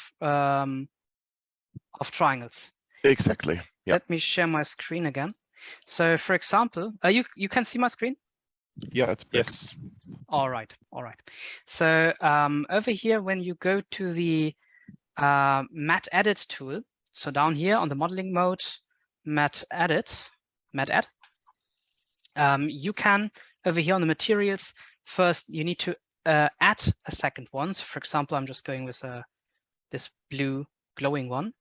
You need to set it to the active material because that's the one you will assign. Then you use your brush to select the faces like this. Yeah, a bit sloppy right now, but it's fine. And then I say assign active material. So it has assigned that other material to these faces. I hope that answered the question. Yeah, I think so. I mean, the person that asked the question should probably answer and not myself. So, yeah. But Robin, this is and also to all the other trainers, this is a general course, and there was a good general question. I think there it comes and it is, what is the best practice you recommend to use two displays? I like this question. Is it okay? First of all, you have to buy an additional display. That's cool. Okay, we all fine with this, but is there a best practice from all of you how you work with two displays in UE? Yeah, so I recommend at least having two displays, because one for mostly your current editor you're working with, your viewport, and at least one additional one where you have these subtools like the static mesh editor, the texture editors, all the other tools, your blueprint editors, material editors you're working with. I think at least two screens should be it, but Unreal Engine is starting to be fun when you have at least 3 displays. So you start putting more of these extra tools on more and more displays, and it really makes a difference if you have just 1 or up to 3 or 4 displays to work with, and that's really a productivity enhancement. Can I also pick the next question, because I found 2 questions I really like. Can I just quickly add something, Robin, if it's fine Sure. for you? I just want to say, because like, I think with Unreal 5, they changed a bit on how the UI behaves. And the biggest advantage now is you can really change and tweak and make it adapted to your workflow. So I think if you would look at all the different screens and all the different setups that Robin is using, Stefan is using, myself are using, they will be completely different. It's always focusing on your task. So I always have one screen where I see my scene camera and the timeline, and the rest is more the viewport and my workbench. It's really, but as Robin mentions, like the more screens, the better, but of course, the more performance. But it will be, at some point, you will realize what you will need and which windows you will always have open, and then just make sure that you store them somewhere where you can always access them. It's like make Unreal's interface work for you and not the opposite. Yeah. Another question that came in from Stefano Venosta was how did I close the roof? So to show this again, what you need to do for that is the poly add, and over here you've got this push pull. So this is something I looked for a lot of times when I started using the modeling tool, because I come from 3ds Max, and there you select one face, the other face, and you do a bridge operation. Unfortunately, a bridge operation is not available in this modeling tool, but a push pull, as you like basically extrude or pull or push out of a surface, it will merge with the next one it hits, so like an extrude plus merge, basically. So push pull, that is what I used. Another question coming in from the Discord chat is, could there be CAD tools in UE5? And actually there is. Unreal Engine is able to use CAD formats like STAB, CATIA, and many more. You can use a tool called Datasmith, Unreal Datasmith. Take a look at that to import CAD models. All right, so more questions. Let me find more. If somebody of you guys is having one, you can answer them. Yeah, yeah. So just to be clear to our audience, we can't answer all of them, and we should figure out what questions fits into this course, and some of the questions you already see will be answered in the next days with the upcoming courses. So as I already said before, be patient, and we just focused on the general questions for now. Sven has Sven, you now should be able to. Yes, now it works. Yes, great. Perfect.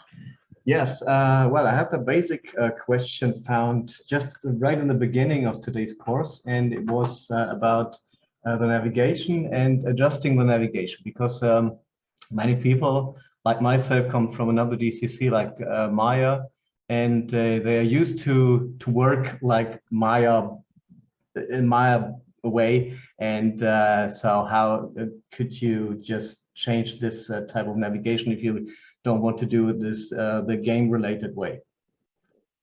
So especially for middle mouse panning, switching and stuff. So maybe Robin, you can show it, because actually I can't share because I'm rendering on the other side of my window. Okay. Okay, so you want to show what kind of navigation?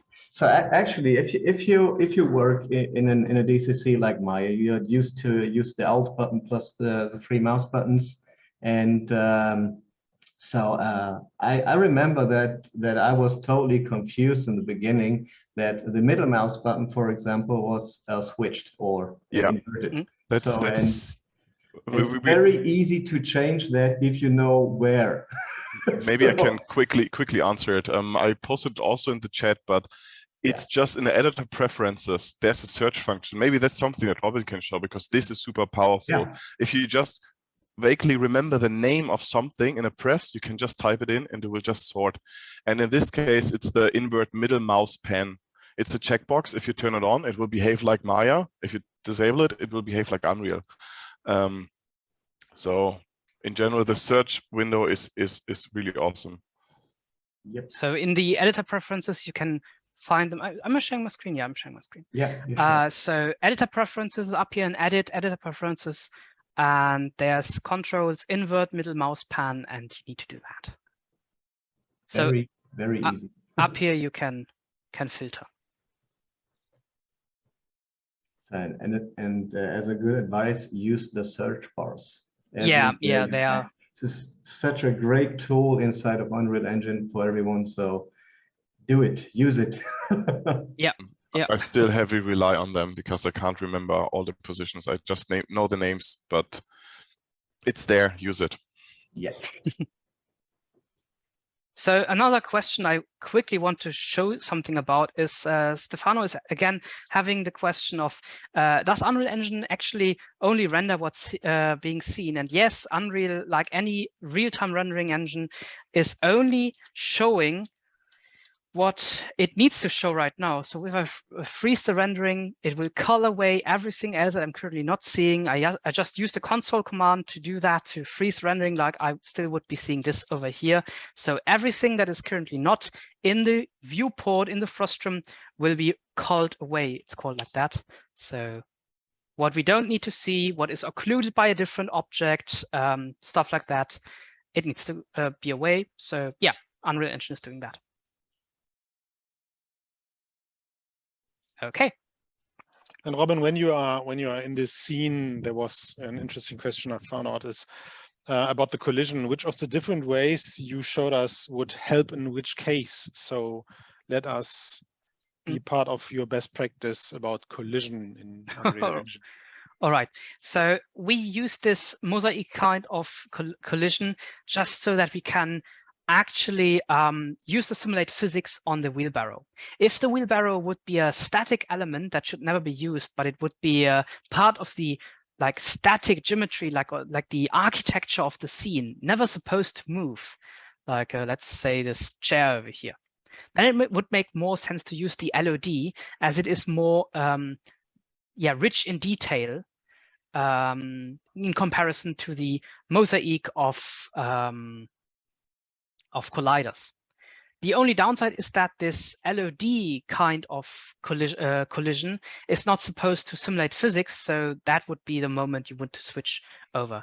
In performance terms, a few, a bunch of very small low poly colliders is more performant than a LOD, like high complex collision collider. Still, both are not really scratching the surface of that your CPU or your hardware gets a problem.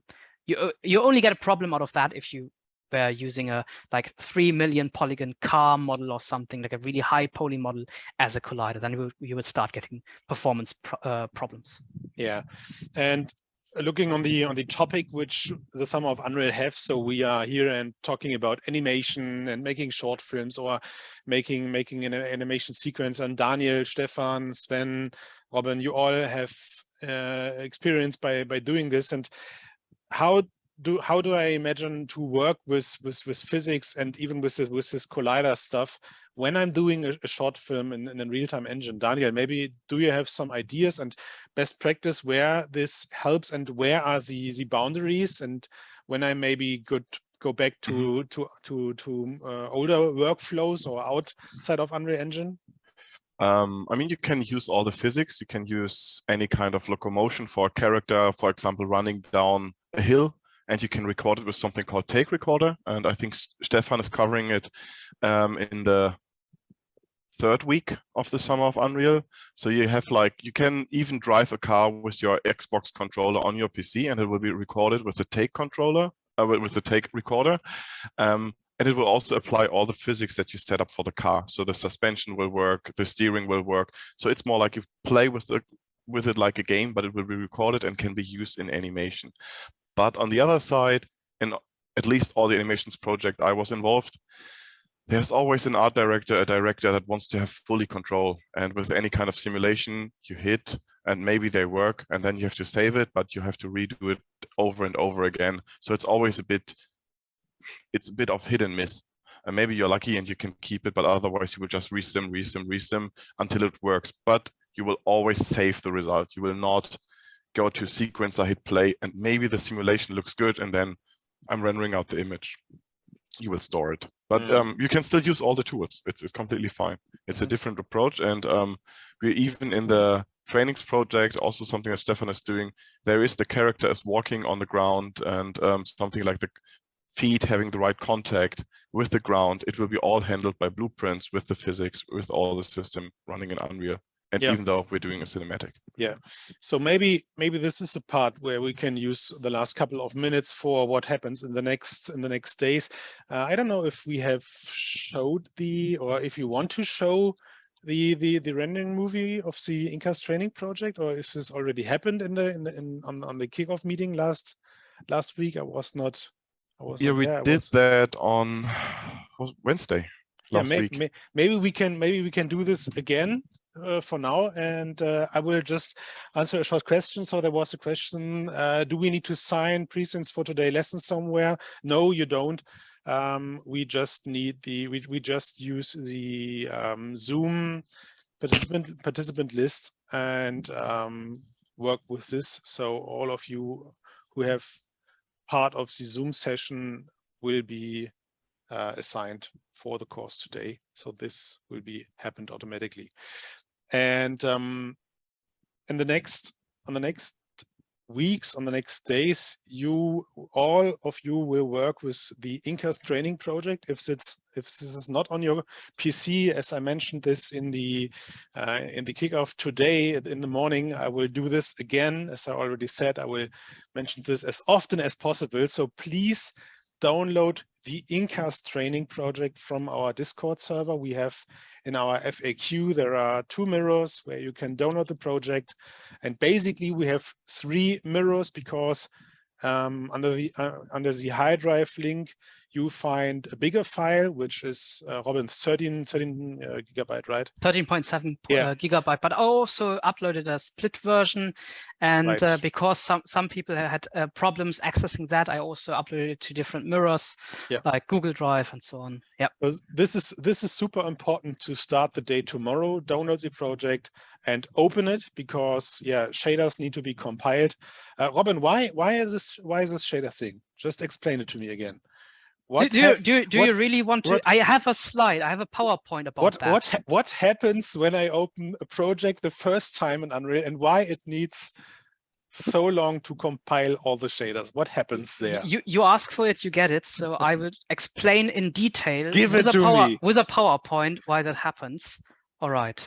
So and then I will come back to the course. But this is something I found out what's really interesting for all the other people. So let's talk about shaders in real-time computer graphics, because Unreal Engine is handling shaders completely different from all the other software, basically.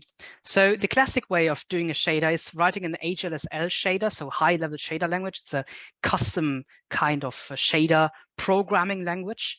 And these HLSL shaders are converted or compiled towards a DirectX material, because HLSL is part of DirectX.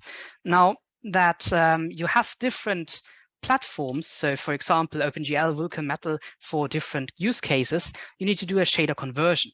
This is something where you always or often lose performance, where you often lose compatibility. So often in the past, people had to rewrite shaders in HLSL and GLSL and all the other languages by hand. In Unreal Engine, it's working differently. In Unreal Engine, they are using a system called Abstract Shader that Epic Games has created on their own. These abstract shaders are internal shaders written in an internal format that is made up by Epic Games, and it's called Abstract Shader. These abstract shaders, they are instructed on what to do using the material graph. That is the visual scripting editor, visual node-based material editor. And that editor is basically doing this step of instructing the abstract shader on what to do.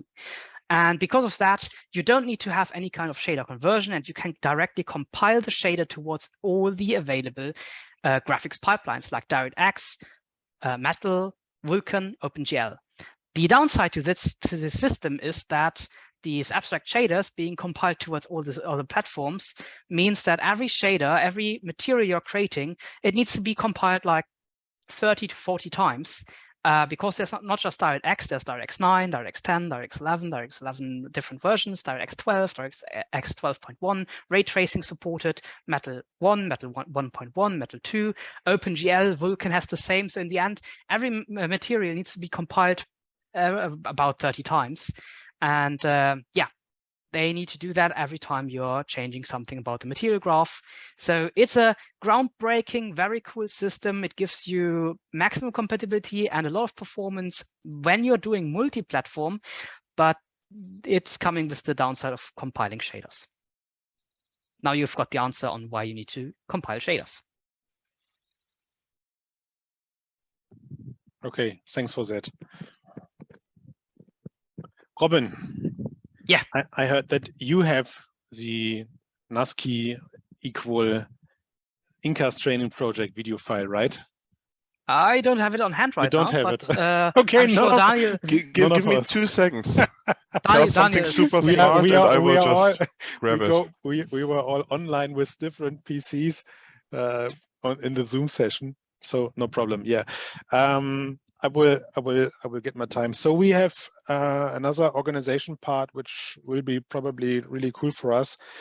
That because of data privacy, we can't do this mandatory, but it would be really cool if all of you change their Discord nicknames to their real names, just to get in touch with each other and to make it more personal.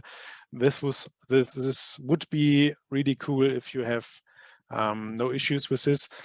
Of course, I have to say, if you don't want to use your real name in Discord, you don't have to. That's really important to know.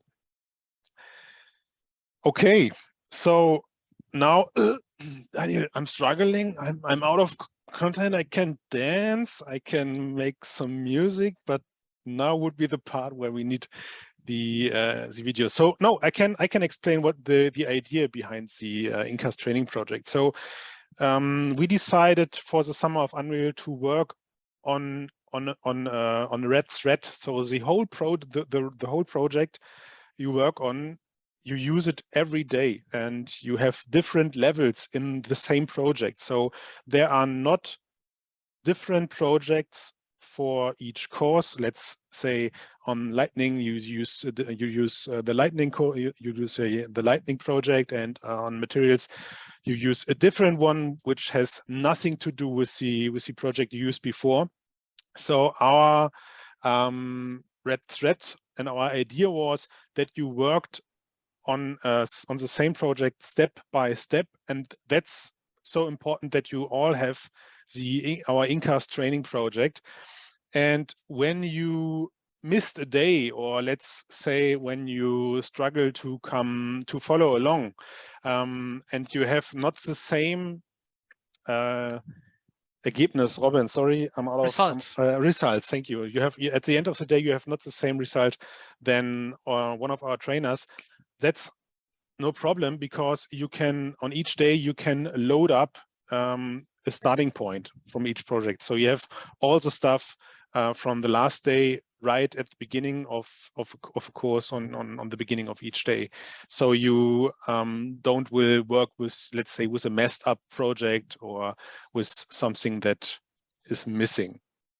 Okay, Daniel, now I'm really out of information now. I got it. Oh, good. Okay. Okay.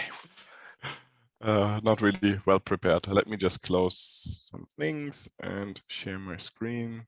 Yeah, and all to the people who are contacting me right now in person via direct message in the Discord, I will come to you after this Q&A. Okay, good. Let me just close all the windows and hit play. There are some fragments in it. Yeah, quality is really bad. Is yeah, it? and also Totally. there are some. Oh, that's the wrong video. Yeah. Give me a second. But we promise we are really professional, and the video is really cool. So no problem. Daniel, it's okay. Just show it at the beginning of tomorrow. So each of the attendees can be happy to part of the training tomorrow, and you just show it at the beginning, or Stefan, you just show it up. And for the next hours, our trainers and all of the trainers are still available to to 17, right?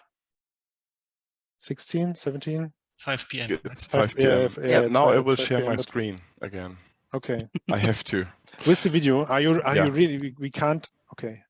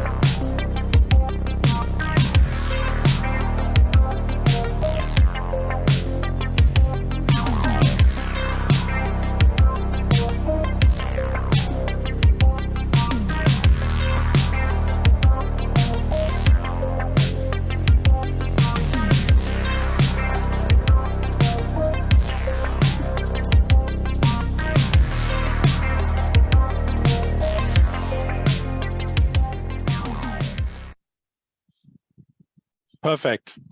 Thank you. I will share the link as well somewhere. So the goal is, and the scope of this project was that at the end of the Summer of Unreal, all of you are able to build and render this video. Okay. Good question, and thank you, Sven, for get the information to me. We would ask when the recording of the session are available. So I hope we hope today. So we recorded everything with Zoom, and Zoom needs some time to render or to compile the video file, and after that we will put it up to our web space, and we will share the link in our Discord. Let's say everywhere, doesn't matter. In each channel. Just spam it everywhere. Yeah. I'm sure you will get the link. Yeah, we will figure out something, but hopefully today. So our goal is that we deliver the video as fast as we can. So one question that seems to flood the Discord chat right now is, what is going on in the afternoon? Maybe we need to elaborate on that. Yeah. So in the afternoon, we just here to answer your questions over Discord. So there are no live sessions, there are no following along parts. And probably for today, it's more like a technical support, but we can't go as deep as some of you users and some of the community members are already doing to sharing the log files. So be patient of this. So it's up to you. It's up to all the trainers who are here. If you have the time and have the ability to look direct into the log files, but normally we committed that we will give basic technically help to get Unreal 5 running.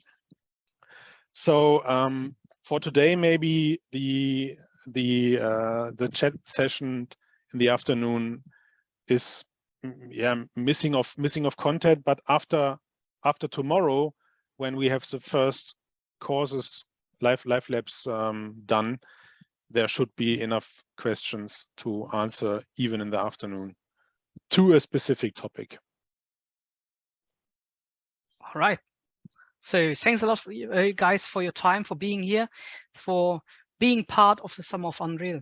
And if you have questions, ask them in the Discord chat and we try to answer them. Cool. Thanks all. Oh, and Thank you all. it's the same Zoom link on each day, just to be clear. Yeah, okay. Christy, you already not, that's great. I saw you in my corner. Okay, cool. Off to lunch, right? Yeah, off to lunch. There it is. Bye. Bye, everyone.